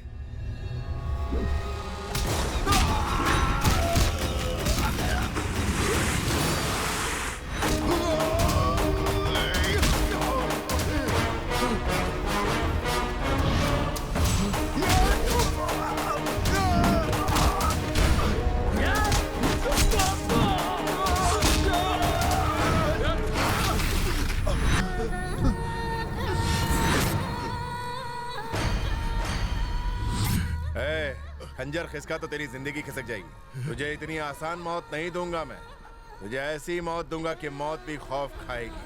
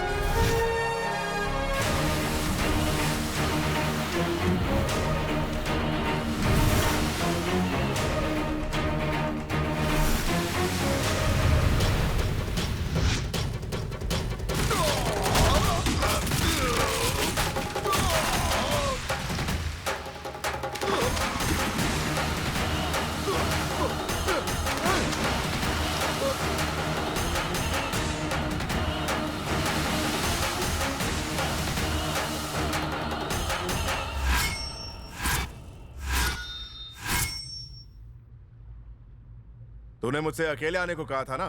तू शायद भूल गया कि मैं अकेला ही 100 आदमियों के बराबर हूं। कहते हुए शर्म आती है, लेकिन तू तो मेरा दुश्मन कहलाने की भी लायक नहीं।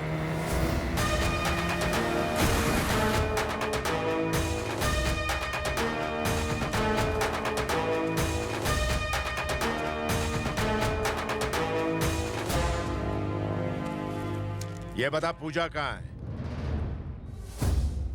सिर पे चोट लगने की वजह से ये बेहोश हो गई है पिताजी। तेरी इतनी जुर्रत कैसे हुई कि तू मुझे अपना पिता कहे? क्योंकि मैं सच जान गया हूँ। जबान खींच लूंगा मैं तेरी। पिताजी, मैं यहाँ आपके लिए आया। नहीं, तू यहाँ मेरे रुतबे, मेरे नाम को पाने के लिए आया है। तो चाहे वाल्मीकि बन जा, तुझे मेरा नाम कभी नहीं मिलेगा। मुझे वाल्मीकि नहीं बनना, मुझे आपका बेटा बन के परिवार का ध्यान रखना। इस परिवार का ध्यान रखने के लिए मैं अकेला ही काफी हूँ।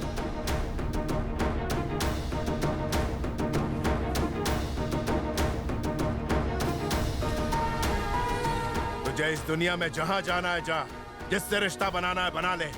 अगर मेरे परिवार से जुड़ने की जरा भी कोशिश की तो तेरी खैर नहीं। स्वामी जी, जितने दिन आपने मुझे इस डब्बे में रखा, उतने दिन अगर कोई मुर्गी को रखते तो 10 से 12 बच्चों की अम्मा होती। अपने आप को जादूगर समझते हैं आप? जादूगर ने लुच्चे तुच्चे पाखंडी है। हे राम, ये क्या बक रहे हो? स्वामी जी के बारे में तुम ऐसी बातें कह रहे हो? स्वामी जी, लगता है इन्हें 1 महीने डब्बे में रखना पड़ेगा, तभी ठीक होंगे। मैं 1 महीना घूम लूंगी। 1 महीने क्या घूमने जाओगी? मेरे साथ आजा, तुझे फ्री में वर्ल्ड टूर करवा देता हूँ। पापा के दिमाग में शॉर्ट सर्किट हो गया है। जिसे आप एलियन समझते हैं, वो पूजा के अंकल का खोया हुआ बेटा है। पूजा के अंकल का बेटा? लेकिन कभी किसी ने बताया नहीं। फेसबुक पे अपडेट तो किया था। अरे पागल, तो ये बात पहले क्यों नहीं बताई? मैं तो स्पेस रिसर्च सेंटर को फोन करने वाला था। उन्हें शायद मुझ पर तरस आ जाता और वो मुझे अपने साथ ले जाते।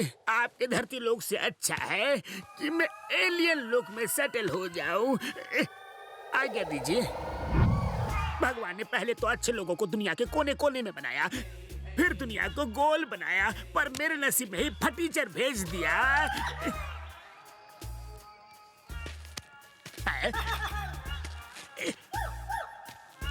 अंकल, आपका दिमाग फिर से घूम रहा है ना? आप सोच रहे हैं कि मैं आजमगढ़ के लीडर राम प्रसाद का बेटा कैसे बन गया? मैं एलियन नहीं हूँ, मैं इंसान हूँ। तो फिर तुम ऊपर से कैसे आए? एक्चुअली कुछ लोगों ने बचपन में मुझे किडनैप कर लिया और अमेरिकन लैब में भेज दिया। वो लोग रिसर्च कर रहे थे कि मंगल ग्रह में जीवन है या नहीं। फिर उन लोगों ने रॉकेट से मुझे मंगल भेजा। वहाँ मुझे कुछ एलियंस ने गोद ले लिया और पाल पोस कर बड़ा किया। मेरी किस्मत फूटी थी कि तुम मेरी जिंदगी में आए। मुझे तो कल ही पता चला कि मैं कोई एलियन नहीं हूँ, राम प्रसाद जी का बेटा हूँ। मैं वापस मंगल गया सच्चाई का पता लगाने, तब जाके सच्चाई से पर्दा उठा। आप मेरे पापा का एड्रेस बताइए ना अंकल, आप जो मांगेंगे मैं दूंगा। अच्छा, मंगल ग्रह से ऑफर लाए हो क्या? मगर जब से तुम मुझसे मिले हो, मैं किसी से मिलने के लायक नहीं बचा। मुझे बस 1 करोड़ दे दो, मैं बिना गेम खेले करोड़पति बनना चाहता हूँ। यहाँ का 1 करोड़ चाहिए या मंगल का? मंगल का 1 करोड़। वो रूलिंग पार्टी के मिनिस्टर्स के बच्चे हैं। आप सब लोग सॉफ्टवेयर इंजीनियर्स हैं, क्यों? तुम लोग अगर कोर्ट गए तो चारों में से किसी एक का ऊपर जाना तय है। बाकी 3 मजबूरी में आके रोध होके हमारे साथ रजिस्टर कर लेंगे, क्यों? तुम सबको सॉफ्टवेयर कंपनियां मोटी सैलरी देती हैं। उन पैसों को अपने बच्चों के लिए बैंक में एफडी में जमा करते हो। अगर तुम ही नहीं रहोगे तो तुम्हारे उन बच्चों का ख्याल कौन रखेगा? चुपचाप इनको जमीन के कागज दो और चलते बनो। सॉरी सर, मैं जानता हूं कि आप करप्शन को बढ़ावा देके हमें धमका रहे हैं, लेकिन हमारे लीडर ने हमें बिना डरे यहां आपके सामने साफ साफ बात करने के लिए भेजा है।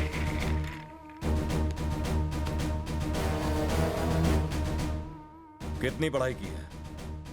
क्या तुम तलवार, चाकू, छुरे, गन चलाना जानते हो? ये लोग इन सारे कामों में एकदम उस्ताद हैं। बोलो ना रे।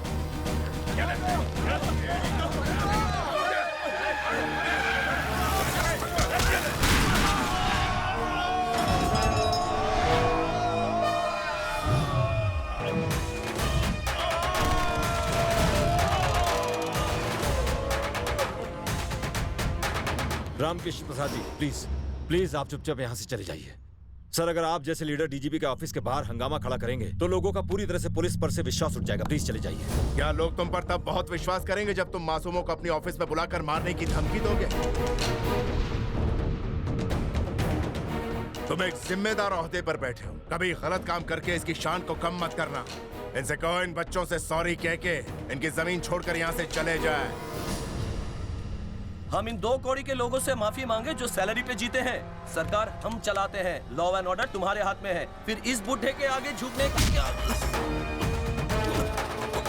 तुम्हें बीच में नाक घुसाने की क्या जरूरत थी? सर प्लीज प्लीज आप इसे छोड़ दीजिए। अगर इन्हें कुछ भी हुआ तो मुझे मजबूरन आपके खिलाफ एक्शन लेना होगा। तो इंतजार किसका है? लो एक्शन। मुझे मारने का इससे बेहतर मौका नहीं मिलेगा, ना तुम्हें ना तुम्हारे पॉलिटिशियन बापों को। आखिरी बार कहता हूँ कि इसे छोड़ दो, नहीं तो मैं गोली चला दूंगा। तुम्हारे हाथ में पावर है, तुम्हारे हाथ में गन भी है और तुम्हारी नजरों के सामने क्राइम हो रहा है, तो चलाओ गोली।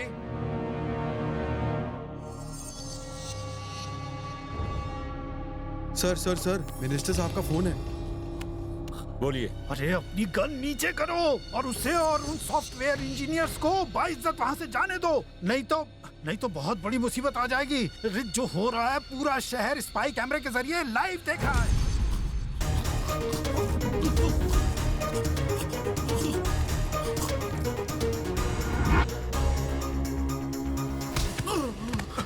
तूने कहा था सरकार तेरी है और तू जो चाहे कर सकता है। अरे तुझे तो सांस लेने में भी तकलीफ हो रही है। पावर अपनी पोजीशन में नहीं होती, अपने आत्मविश्वास में होती है। सॉफ्टवेयर इंजीनियर्स को जमीन खरीदने का हक नहीं है। सच तो यह है कि इन्हीं की वजह से देश तरक्की करता है, जिनकी वजह से आज हमारे स्टेट को पूरी दुनिया जानती मानती। ऐसे होनहार लोगों को डराते हो। अगर आइंदा ऐसे होनहार लोगों को डराने धमकाने की कोशिश की तो चीर के रख दूंगा। आजमगढ़ से यहाँ आके तुमने मिनिस्टर के बेटे पे हाथ उठाया। अगर भारत में रहने वाले किसी भी मासूम शख्स के खिलाफ अन्याय हुआ तो सिर्फ आजमगढ़ ही नहीं, मैं हर जगह जाऊंगा और उस अन्याय को मिटाऊंगा और उस अन्याय करने वाले को मुंह तोड़ जवाब दूंगा। जेल में बैठे उस कैदी से कहो कि मुझे मारने का अच्छा प्लान बना है। मारना चाहता एक शेर को, उस गीदड़ से जाकर कहो एक और कोशिश कर ले।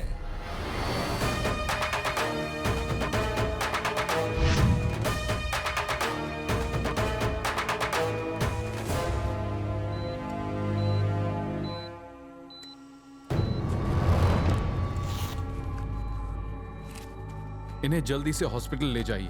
इनकी पल्स रेट तेजी से गिर रही है। अगर इसी तरह चलता रहा तो ये कोमा में भी जा सकते हैं।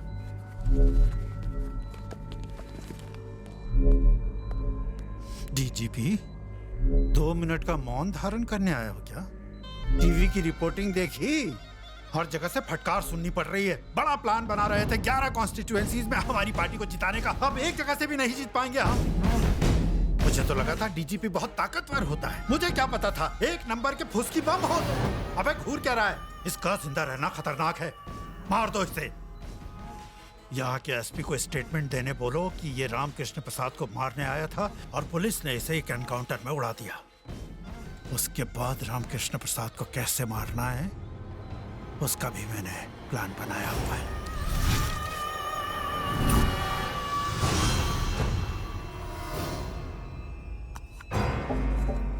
रामकृष्ण प्रसाद को मारना तुम्हारे बस की बात नहीं है। उसे सिर्फ मैं ही मार सकता हूँ। अबे स्ट्रेचर पर लेट कर मारेगा? एक बात सुन लो, उसे मैं नहीं मारूंगा, उसे मारेगा उसी का बेटा। क्या उसका बेटा? अबे चोट लगने से दिमाग फिर गया है क्या? एसपी को फोन करके ये पूछो कि क्या सालों पहले उसके थाने में एक बच्चे के खोने की कंप्लेंट दर्ज हुई थी या नहीं। उसका बेटा अपने परिवार की तलाश में आजमगढ़ जरूर जाएगा। बस एक बार वो वहां की जमीन पर पैर रख ले, मैं बस इतना ही चाहता हूं। उसके बाद कुछ ऐसा करूंगा कि जो लोग उसे भगवान मानते हैं वही उसे हैवान मानकर उससे नफरत करेंगे।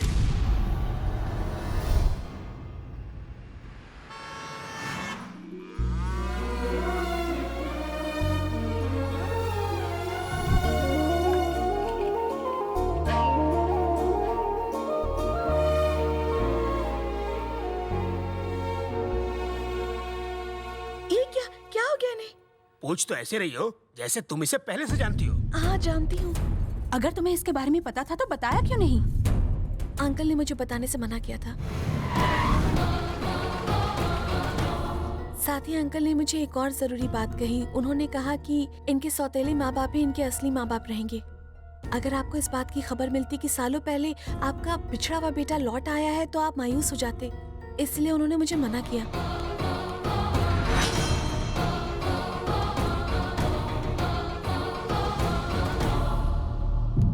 क्या हुआ, तुम रुक क्यों गए? अंदर आओ बेटा। जिंदगी में मेरी सिर्फ 2 इच्छाएं हैं। मैं इस घर में अपने पोते और बेटे को एक साथ देखना चाहती थी। मेरा पोता तो वापस आ गया है। अब तुम इस घर के अंदर आकर मेरी दूसरी इच्छा भी पूरी कर दो। सिर झुकाए खड़े रहोगे तो कुछ हासिल नहीं होगा। मैं इसके सामने गिड़गिड़ाया, हाथ पैर जोड़े, फिर भी नहीं माना। सिर पे जोर से लकड़ी मार के बेहोश कर दिया, फिर यहाँ पे लेके आया। कितना मुश्किल काम था।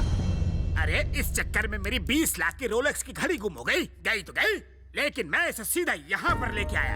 आप हमारे घर के चिराग को यहाँ लेकर आए हैं। रोलेक्स की घड़ी तो छोटी चीज है, मैं आपको उससे भी महंगी दिला दूंगी। घड़ी के साथ साथ मेरे गले से सोने की चेन भी कहीं खो गई। आते वक्त रास्ते में ही गिरी होगी। ओ माँ।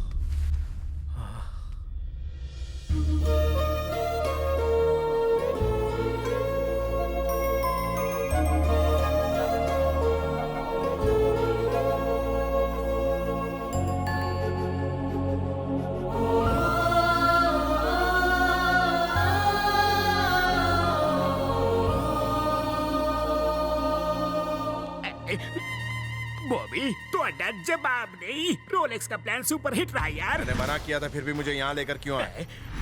प्लान बदलने से पहले बता तो दिया होता। मैंने तुमसे पूछा तो मुझे यहाँ क्यों लेकर आए हो? प्लान तो तुम्हारा। प्लीज रुक जाओ, तुम ही मेरे अंकल के बेटे हो, ये बात मैं साबित कर सकती हूँ। अब साबित करने से कोई फायदा नहीं। मैं यहाँ एक दोस्त की तरह आया था और दोस्त की हैसियत से जा रहा हूँ। मुझ पर नए रिश्ते थोपने की जरूरत नहीं है। मैं शुरू से अनाथ था और अनाथ ही रहूंगा। बेटा, माना कि तुमने हमें सालों से नहीं देखा, पर सच तो ये है कि हम ही तुम्हारे माँ बाप हैं। तुम पर हमारा इतना हक तो बनता है ना बेटा। देखिए आंटी, मैं आपके दर्द को समझता हूँ, लेकिन मैं आपका खोया हुआ बेटा नहीं। सुनिए सुनिए जी, आप इसे समझाइए ना। उसने जो कहा बिल्कुल ठीक कहा। हमने इसको जन्म जरूर दिया, लेकिन पाल पोस कर बड़ा नहीं किया। जिन्होंने बड़ा किया है उनके पास रहना इसका धर्म है। जाने दो इसे। छोड़िए आंटी, बेकार में मुझे रिश्ते नातों की बेड़ियों में मत जकड़िए प्लीज। सुनो, उसे रोक लीजिए, कुछ दिन तो उसे माँ के आंचल में रहने दीजिए। रुको, हमारे बेटे की हैसियत से नहीं, पूजा के दोस्त की हैसियत से तुम यहाँ 10 दिन रुक सकते हो। ठीक है, आप मेरे बुजुर्ग हैं, आपकी बात को मैं टालूंगा नहीं। रुक जाता हूँ, लेकिन सिर्फ एक दोस्त की तरह।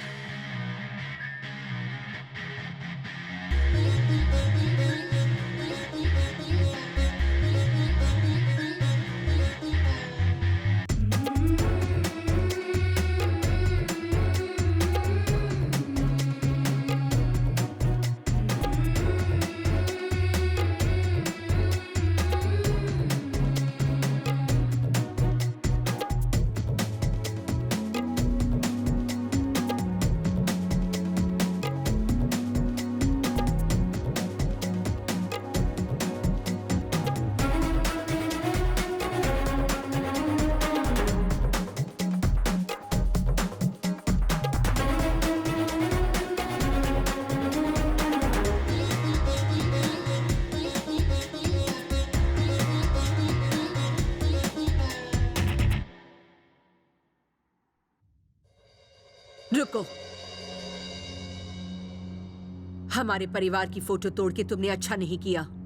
इस परिवार को ना अपनाओ ये मैं बर्दाश्त कर सकती हूँ, लेकिन इस घर का मालिक, इस घर के मालिक की तुम बेइज्जती करोगे ये मैं कभी बर्दाश्त नहीं करूंगी। आपका बेटा पीछे वाले घर में क्यों रहता है?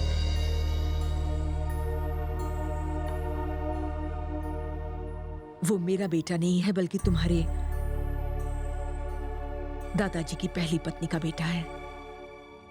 तुम्हारे दादा ने मन मार के बड़े बुजुर्गों के कहने के बाद मुझसे शादी की थी। जानते हो वो कितने सख्त आदमी थे? वो कभी किसी की भी गलती को अनदेखा नहीं करते थे।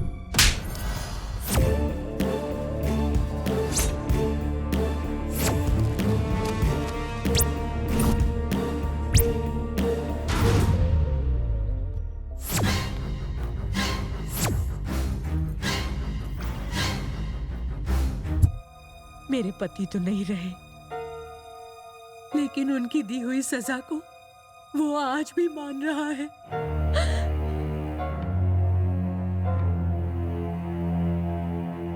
रोलेक्स तो गई।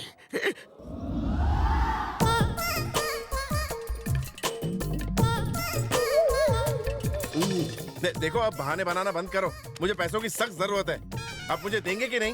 क्या नहीं है तो फिर मेरे वादे का क्या होगा? मैंने किसी को 1 करोड़ देने का वादा किया है। बॉबी, वो मैं अपने पापा से आपके पैसे की ही डील कर रहा था। पापा से? कौन से पापा? किधर है? वो मेरे स्टेप पापा ऑनलाइन है ना। तुम्हारा मतलब मंगल ग्रह वाले? हाँ वही। अरे अगर वो ऑनलाइन है तो सिर्फ तुम्हें क्यों दिखते हैं, मुझे क्यों नहीं? अच्छा तो ये डाउट है। मंगल से आते ही मैंने सिटी आई हॉस्पिटल में अपनी आंखों का ऑपरेशन कराया था, जिसके बाद आंखों से अल्ट्रावायलेट रेज निकली और एलियंस दिखने लगे। अगर आप उन्हें देखना चाहते हो तो ऑपरेशन करा लो। आंखों में से अल्ट्रावायलेट रेज?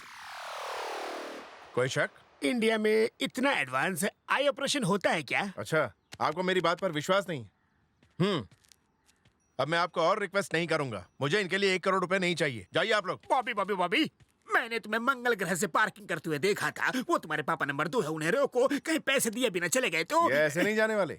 ये दोनों अनशन पर बैठे हुए हैं। ये अनशन पे क्यों बैठे हैं? जबकि बिल तो तुम्हें पास करवाना है। यही रूल है। वो क्यों? भाई 1 करोड़ का इंतजाम 5 मिनट में करना था, समझे कि नहीं? मगर इन्हें 10 करोड़ का छुट्टा नहीं मिला और 5 सेकंड लेट हो गए। अब बोल रहे हैं कि यहाँ की घड़ी स्लो है, ऊपर से कह रहे हैं कि तुम्हारा घर बहुत छोटा है। कहाँ से घुसूं? इसलिए सुरंग खोद के आए। देखो पैसे ले लो, नहीं तो अनशन जारी रहेगा। अब बात मेरे भेजे में घुस गई है। तुम एक काम करो, इनके चारों तरफ एक लक्ष्मण रेखा खींच दो, बाकी सब मैं संभालूंगा।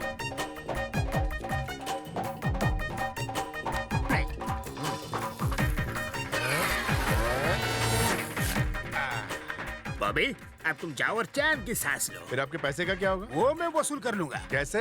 मैं इन्हें जूस पिला के इनका अनशन तुड़वा दूंगा। Thank you.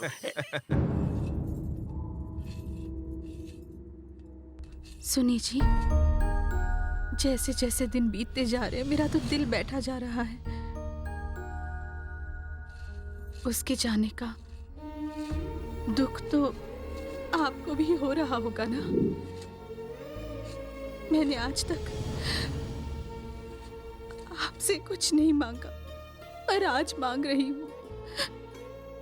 आप मेरे बेटे को मेरे आंचल में ही रहने दीजिए।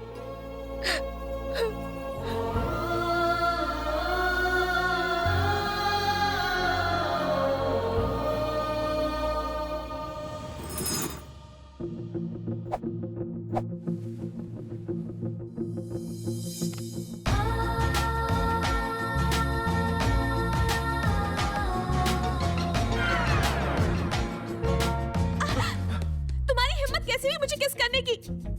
अगर किस करने का इतना शौक है तो शादी क्यों नहीं कर लेते मुझसे? मेरी लिपस्टिक खराब हो गई। आगे से मुझे किस किया ना तो मैं भी तुम्हें करूंगी। मैंने ऐसा कुछ भी नहीं किया। आपने तो कुछ नहीं किया, इसीलिए तो उन्होंने किया।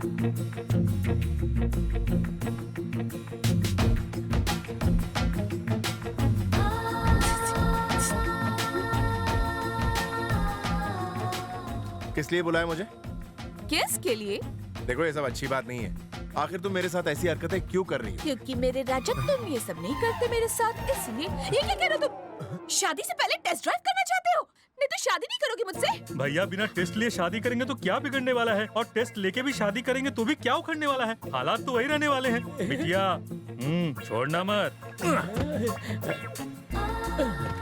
देखा तुमने कैसे तुम मेरे जाल में फंस गए?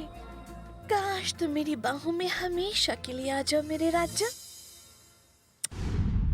कुछ खा लीजिए, नहीं तो पानी पी लीजिए। ये देखिए मिनरल वाटर है, इतने ऊपर से आए हैं। खा लीजिए, नहीं तो दिल्ली पुलिस आएगी तो भाग भी नहीं पाएंगे। तुम यहाँ बैठकर आखिर कर क्या रहे हो? बोरियां लादने के लिए ट्रैक्टर आने वाला है। अरे ट्रैक्टर तो क्या, यहाँ पे साइकिल भी नहीं आने दूंगा। आखिर क्यों नहीं आने दोगे? अगर ट्रैक्टर यहाँ आएगा तो इनकी जुताई बुआई हो जाएगी। भैया जी, भैया जी, भैया जी! अरे इतना चिल्ला क्यों रहे हो? ये पागल खाने से भाग आया है। पागल खाने से नहीं भागा, ये मेरा दोस्त और है। वो क्या होता है? योगा कर रहा है, इसमें हवा से बातें करते हैं। इसमें सांस बाहर छोड़ते हैं और ताजी सांस अंदर लेते हैं। जाओ अपना काम कर। ठीक है। क्या हुआ? हालचाल ठीक तो है ना अंकल? अब तुम्हें क्या हाल बताओ? नींबू निचोड़ निचोड़ के मेरा खुद का नींबू पानी बन गया है, लेकिन तुम्हारे पिताजी नींबू पानी पीते ही नहीं। ये देखिए, पैसों के साथ साथ लेटर भी छोड़ गए। इसमें लिखा है उन्होंने अनशन तोड़ दिया है। अच्छा मैं भी देखूं। मगर पैसे तो दिख ही नहीं रहे। अपने हाथ फैलाइए।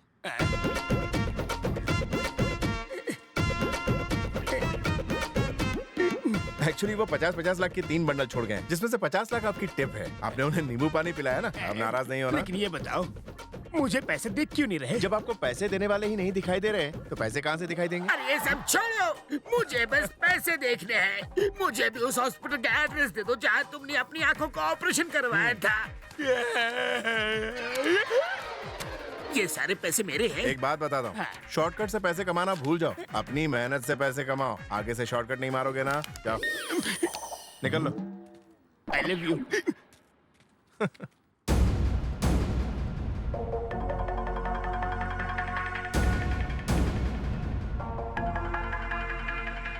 तुम्हें यहाँ से जाना होगा। तुम्हारे साथ कुछ दिन क्या बिताए सबको तुमसे लगाव हो गया। यह इस परिवार और मेरे इलाके के लिए बहुत खतरनाक है। जैसे आए थे वैसे ही चले जाओ। अपनी जिंदगी में एक तो अच्छा काम करते जाओ।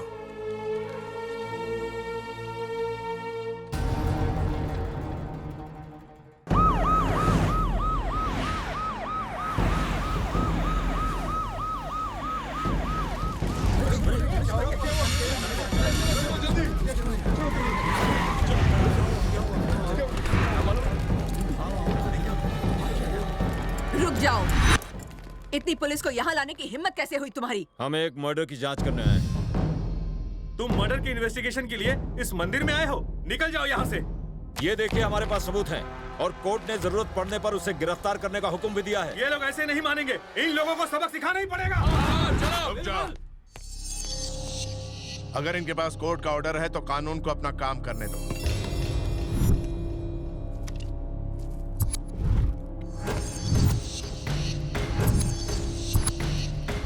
हमें तुम्हारी उंगलियों के निशान जांचने हैं। यहाँ आके उंगलियों के निशान दो।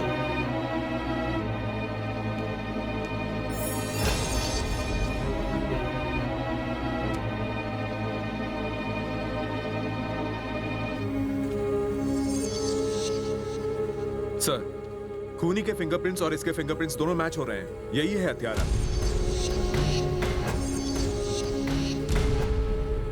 20 साल पहले हरिश्चंद्र प्रसाद की ठीक यहीं पर हत्या कर दी गई थी। उन्हें मारने के लिए इस देसी कट्टे का इस्तेमाल हुआ था। खूनी का पता लगाने के लिए परिवार में हर किसी की उंगली का निशान लिया गया था। इसकी उंगलियों के निशान इस पर मौजूद निशान से हूबहू मिलते हैं। रुक जाओ, खून तो एक बच्चे ने किया था। उस बच्चे के फिंगरप्रिंट्स हमारे भैया के साथ कैसे मिल सकते हैं, बताओ? उंगलियों के निशान हमेशा एक जैसे रहते हैं। आपके बड़े छोटे होने से कोई फर्क नहीं पड़ता। ये कभी नहीं बदलते। इसने इनके इशारे पर हरिश्चंद्र की हत्या की है। मेरा बेटा मेरे पति को क्यों मारेगा? इसे गिरफ्तार करके ले जाने की हिम्मत है तुम में? तुम्हें यहीं जमीन में गाड़ दूंगी। आप अपने बेटे से बहुत प्यार करती हैं, लेकिन आपका बेटा आपको बिल्कुल नहीं चाहता। इसने अपने बाप की जायदाद और ऊंचे रुतबे को ठोकर मारी, जिंदगी भर घर के पीछे रहा। उसने सबको बताया कि उसका बेटा कहीं गायब हो गया है, लेकिन चुपके से उसे कहीं और पाला पोसा और बचपन से ही उसे एक खतरनाक हत्यारा बना दिया। सिर्फ सत्ता के लिए इसने आजमगढ़ के पिता कहे जाने वाले हरिश्चंद्र प्रसाद को अपने बेटे के हाथों से मरवा डाला। आपके इस सौतेले बेटे ने। राम प्रसाद, तुमने अपने बेटे की मदद से अपने पिता को मरवाया, ये ऐसा कह रहे हैं? तुम खड़े खड़े सुन क्या रहे हो? एक बार ना कह दो, फिर देखो यहाँ के लोग इनका क्या हाल करते हैं। तुम चुप क्यों हो? कुछ तो बोलो बेटा, इन्हें मुंह तोड़ जवाब दो बेटा। यही सत्य है। क्या?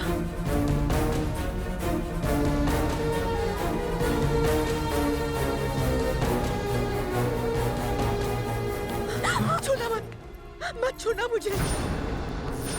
तुमने तो उनका पिंडदान किया था, अब कहते हो तुम्ही ने उनकी हत्या करवाई। आज तो बेटा तुमने उनकी आत्मा की भी हत्या कर दी। आज तक मैंने यही सुना था कि पिता अपने बेटे को एक अच्छा इंसान बनाते हैं, पर आप तो पहले ऐसे बाप होंगे जिसने अपने बेटे को एक हत्यारा बनाया है। हम कभी सपने में भी नहीं सोच सकते थे अंकल कि आपके महान होने के पीछे इतना भयानक आदमी छिपा हुआ है जिसने सत्ता पाने के लिए अपने पिता को मार दिया।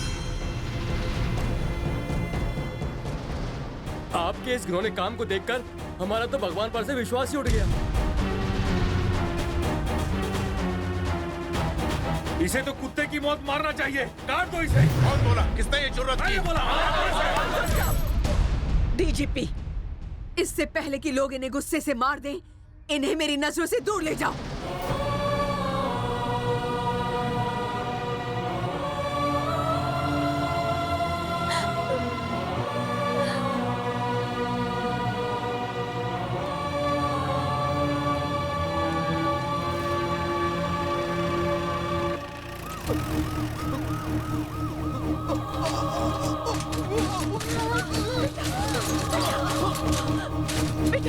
हाथ मत लगाइए। आपने जो भी किया वो देखने से पहले काश मैं मर जाता। क्या कहा तूने? तुझे देवता को भगवान कहने में शर्म आ रही है? आज आजमगढ़ ने अपना भगवान खो दिया है। क्या भैया, आप अपने पिता के हत्यारे की तरफदारी कर रहे हो? सिर्फ तरफदारी नहीं कर रहा, बल्कि मैं उससे दिल से पूछता हूँ और पूछता रहूंगा। क्या कहा था मेरे भाई को? नरक में भी जगह नहीं मिलेगी। जब सरकार ने भी तुम्हारी परवाह करना छोड़ दिया था, तब मेरे पिता ने तुम्हें अपना बच्चा मान के तुम्हारी जिंदगी संवारने के लिए अपना खाना पीना उठना बैठना सब भूल गए थे। मेरा भाई एक पहाड़ की तरह उनके पीछे हमेशा उनकी रक्षा करता रहा। अब बोलो। मेरा भाई वो भगवान है जिसने तुम सब लोगों की खातिर अपना बेटा न्योछावर कर दिया और उफ तक नहीं की।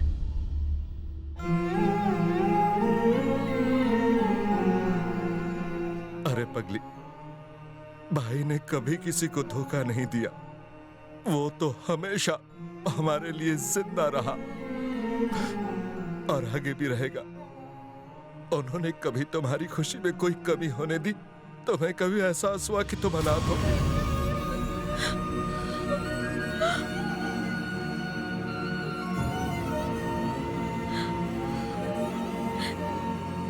ये आप क्या कह रहे हैं अंकल? मैं एक अनाथ हूँ? मैं इस परिवार का हिस्सा नहीं हूँ? आज से 25 साल पहले जब पिताजी फॉरेन इन्वेस्टमेंट लाने के लिए लंदन कॉन्फ्रेंस में गए थे, तभी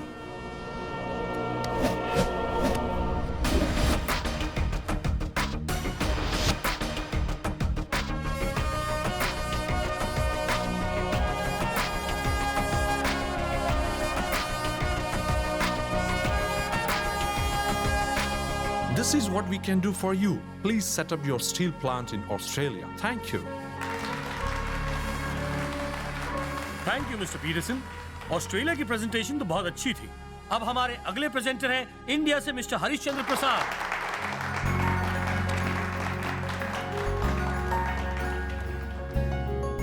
May I connect your laptop to presentation slide? मेरे पास कोई लैपटॉप नहीं। इन्हें तो लैपटॉप की स्पेलिंग तक पता नहीं होगी। ये इंडिया से जो हैं। Please stop. जो देश टेक्नोलॉजी का सहारा नहीं लेता, वहां भला हम पैसे इन्वेस्ट क्यों करें? आपको भी एक विजुअल प्रेजेंटेशन देना होगा। जो देश एक प्रेजेंटेशन नहीं दे सकता, वहां इन्वेस्ट करने से हमें तो एक जीरो ही मिलेगा। अच्छा, ये बात है। जीरो के बिना मैथमेटिक्स नहीं होता और मैथमेटिक्स के बिना तुम्हारे कंप्यूटर लैपटॉप किसी काम के नहीं, कचरे का ढेर हैं ये। और इस जीरो की इजाद करने वाले हमारे आर्यभट्ट थे। और अपने देश की महानता के बारे में और कुछ बताऊं, या ये बताऊं कि हमारे देश में ही आपको प्रोजेक्ट क्यों लगाना चाहिए? I am sorry, please carry on Mister Prasad. ये रिपोर्ट सबको दे दीजिए। Okay sir. आयरन और एक्सपोर्ट करने में इंडिया दुनिया में तीसरे नंबर पर आता है।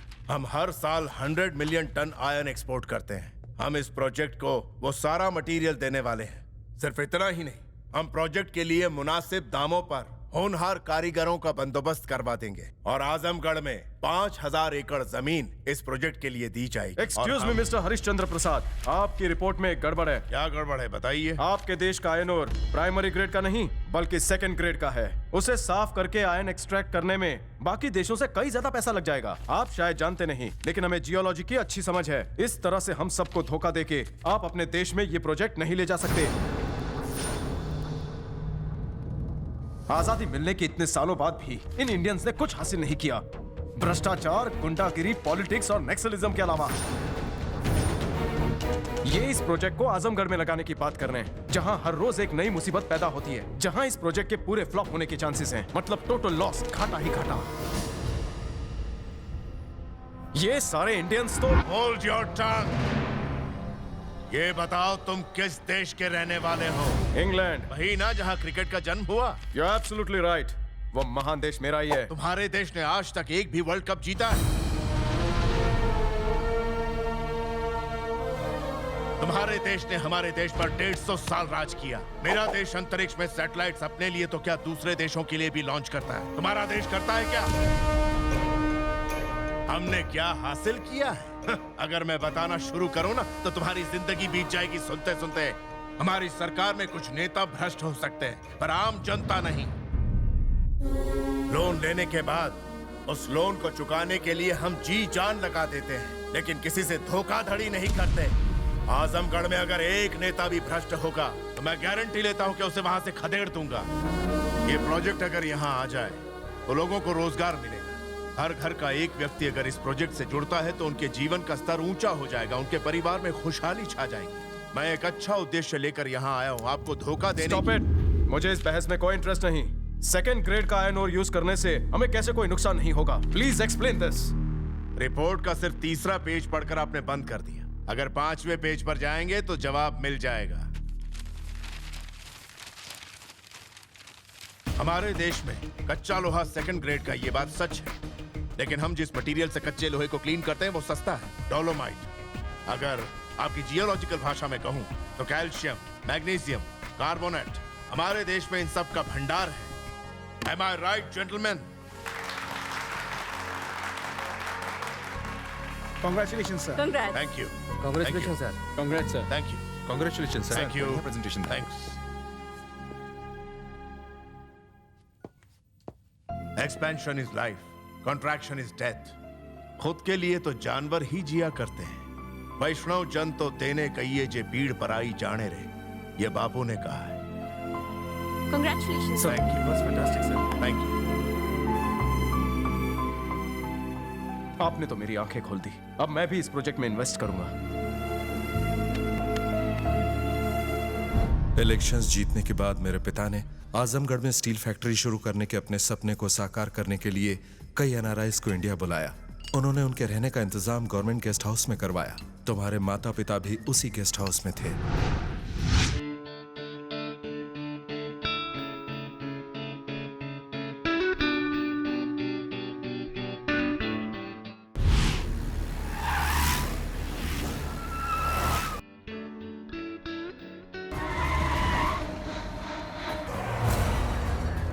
वहीं रुक जाओ। यहाँ फॉरेन डेलीगेट्स आए हुए हैं। यहाँ कोई बदमाशी करने की सोचना भी मत। अगर किसी ने चालाकी करने की कोशिश की तो यहाँ लाशें बिछा दूंगा। यहाँ पर प्रोजेक्ट शुरू होगा तो लोगों को रोजगार मिलेगा। तुम्हें तो खुश होना चाहिए। फिर क्या प्रॉब्लम है? प्रॉब्लम तो तुझे होगी जब मेरा भाई तेरी बीवी को उठा लेगा। क्या कर रहा है? दूर हट! अबे मैंने इस माल को छुआ तो तुझे इतना गुस्सा क्यों आया? ये मेरी पत्नी है। पत्नी है? शादी को कितना वक्त हो गया है रे? 7 साल। 7 साल पुरानी पत्नी को छुआ तो सूट पहने बाबू को गुस्सा आ गया? और तुम लोग उस जमीन पर कब्जा करके फैक्ट्री खोलने का सोच रहे हो जिस पे पिछले 25 सालों से हमने राज किया है। सोच मुझे कितना गुस्सा आ रहा होगा। हम सभी लोग यहाँ पर हरिश्चंद्र जी के कहने पर आए हैं। अगर हम में से किसी को कुछ भी हुआ तो तुम में से कोई नहीं बचेगा। उस बुढ़े पे बड़ा भरोसा है तेरे को?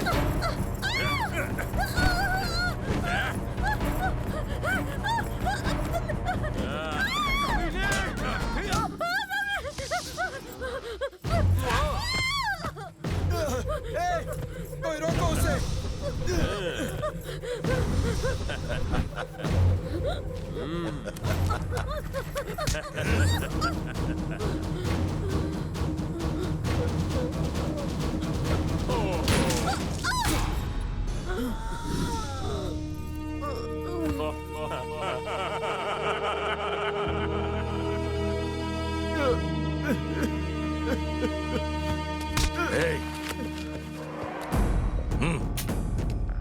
डीएसपी, देखा ना तूने कितनी पावर है मेरे लोगों में, कितनी आसानी से मार दिया हमने तेरे फॉरेन डेलीगेट्स को। ये लोग रूलिंग पार्टी के एमएलए की जमीन पर फैक्ट्री बनाने का सपना देख रहे हैं। तूने देखा ना यहाँ अभी क्या ड्रामा हुआ?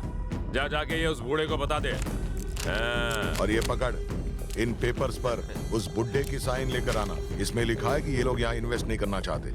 ये लैंड सरकारी नहीं है, ये प्राइवेट लैंड है। बिल्कुल देर मत करना। 30 मिनट बाद एक एक करके सबकी लाशें यहां गिरा दूंगा। जा, जल्दी जा।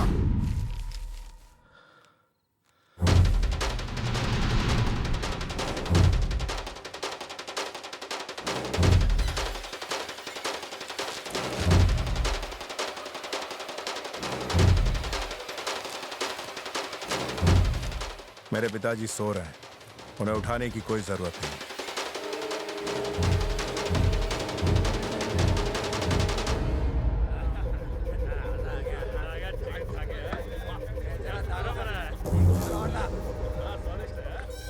भाई 1 घंटा पूरा हो गया और इंतजार नहीं होता। चलो कुछ धमाका किया जाए। ये लोग की तो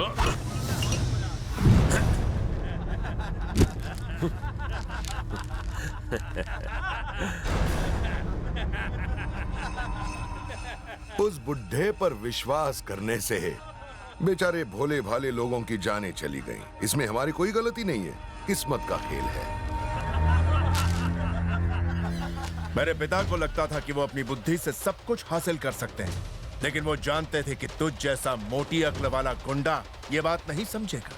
तूने सही कहा था, इस जमीन पर खून खराबा होके ही रहेगा। अपना खून बहाने के लिए तैयार हो जा। अगर तू यहाँ से जिंदा बच के गया तो तू जहाँ चाहेगा मैं खुशी खुशी साइन कर दूंगा।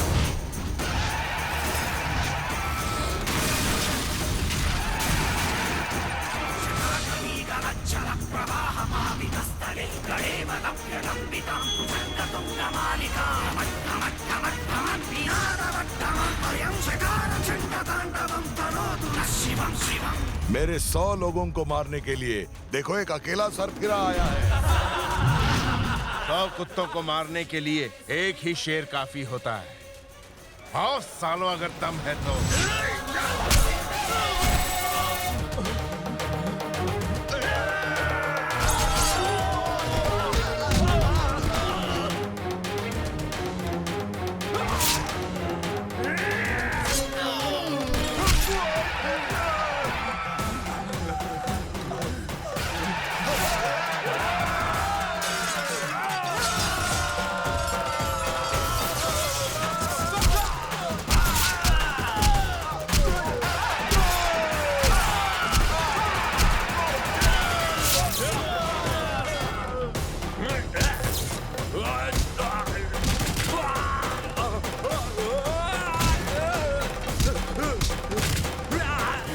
छोड़ दो उसे, मैं भीख मांगता हूँ, हाथ जोड़ता हूँ, उसे छोड़ दो। दुनिया में इसके सिवा मेरा कोई नहीं।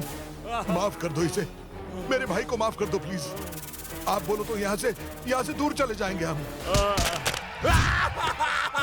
सर, उन्हें कहिए ना मेरे भाई को छोड़ दे।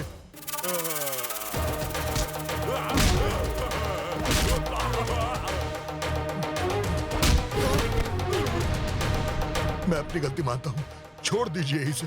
इसे छोड़ना मत सर, इस हत्यारे ने इस मासूम बच्ची को अनाथ बनाया है। शर्म और लज्जा, नीति नियम, दया और धर्म, जिसके अंदर ये गुण नहीं होते उसे मैं तो क्या धरती माँ भी स्वीकार नहीं करती। तेरे खून से इस धरती को लाल करने की कसम खाई है मैंने।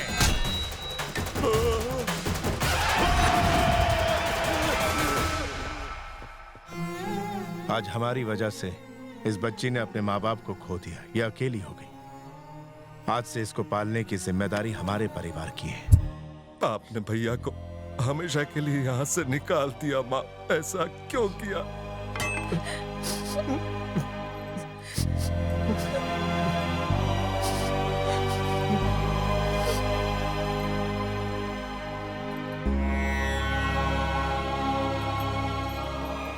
मुझसे गलती हो गई, मैं उसे घर लाऊंगी।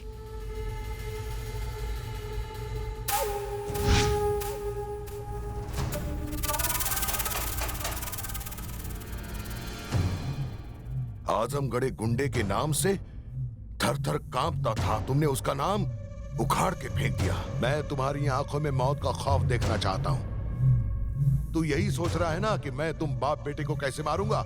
तेरे शरीर में इतनी गोलियां दागूंगा कि शरीर गोलियों का ढेर दिखाई देगा। तू मरते मरते डर से चिल्लाएगा और वो सुनते ही लोगों के मन में नागेंद्र का डर फिर से फैल जाएगा। गली गली बच्चा बच्चा चिल्लाएगा, अरे जल्दी से सो जाओ, नागेंद्र भाई आया है। सिर्फ आजमगढ़ को ही नहीं, पूरे राज्य को मेरे खौफ से डराऊंगा।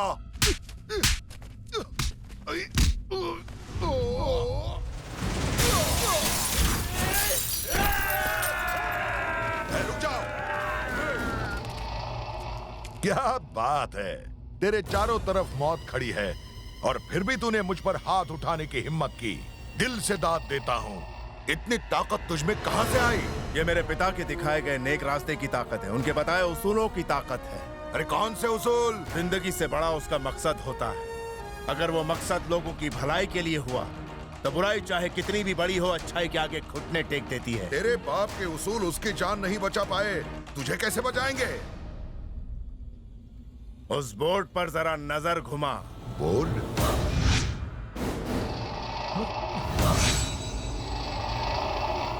3 मिनट बाद इस साइट पर एक के बाद एक धमाके होने वाले हैं। जिंदगी से प्यार है तो यहां से भाग निकलो।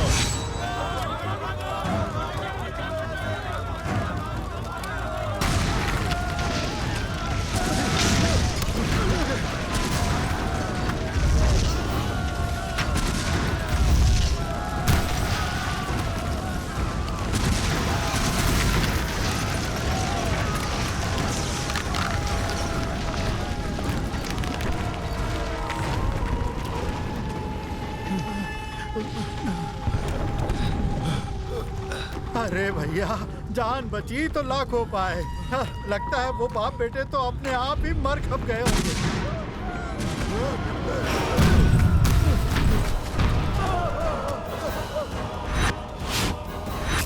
जो खौफ तू मेरी आंखों में देखना चाहता था, मैं तेरी आंखों में देख रहा हूं। इसका मतलब तेरा टाइम अब पूरा हो चुका है। जितने भी पुलिस वाले यहां से चले जाएं। मेरी तुम लोगों से कोई दुश्मनी नहीं है। मैं नहीं चाहता तुम्हारे बच्चे अनाथ हों। इन लोगों से डरने की कोई जरूरत नहीं है। निकलो यहाँ से। यहाँ से कोई भी हटा दो उसे सस्पेंड कर दूंगा। जिंदा रहेंगे तो ही तो सस्पेंड करोगे। चलो यहाँ से। चलो। अरे तुम सब कहाँ जा रहे हो? अरे सुनो, क्या रे तुम पुलिस वाले? इसीलिए हम पॉलिटिशियंस पुलिस से ज्यादा गुंडों पर भरोसा करना ज्यादा फायदेमंद समझते हैं। काट डालो इसको।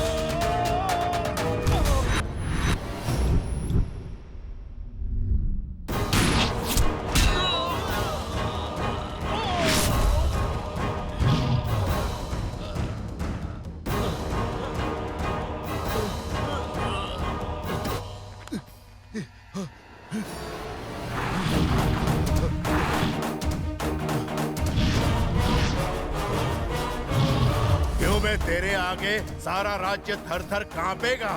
तो मेरी आंखों में खौफ देखना चाहता था, मेरे शरीर को गोलियों से छलनी करना चाहता था।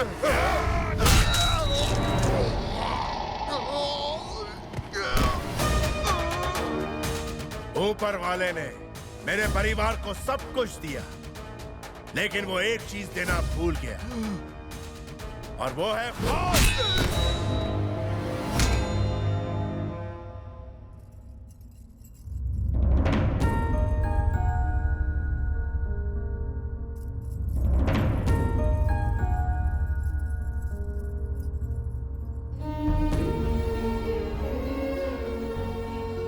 भले इसने ये काम अनजाने में किया हो, लेकिन अपराध अपराध है। आप जो सजा देंगी उसके लिए मैं तैयार हूं। उम्र तो आपको तजुर्बा देती है, लेकिन जरूरी नहीं कि तजुर्बे से आपको समझ मिले। तुम हर सजा भुगतने को तैयार हो? आप बोल के तो देखिए। अपने पिता की आत्मा को शांति देने के लिए तुम्हें अपने घर में वापस आना होगा।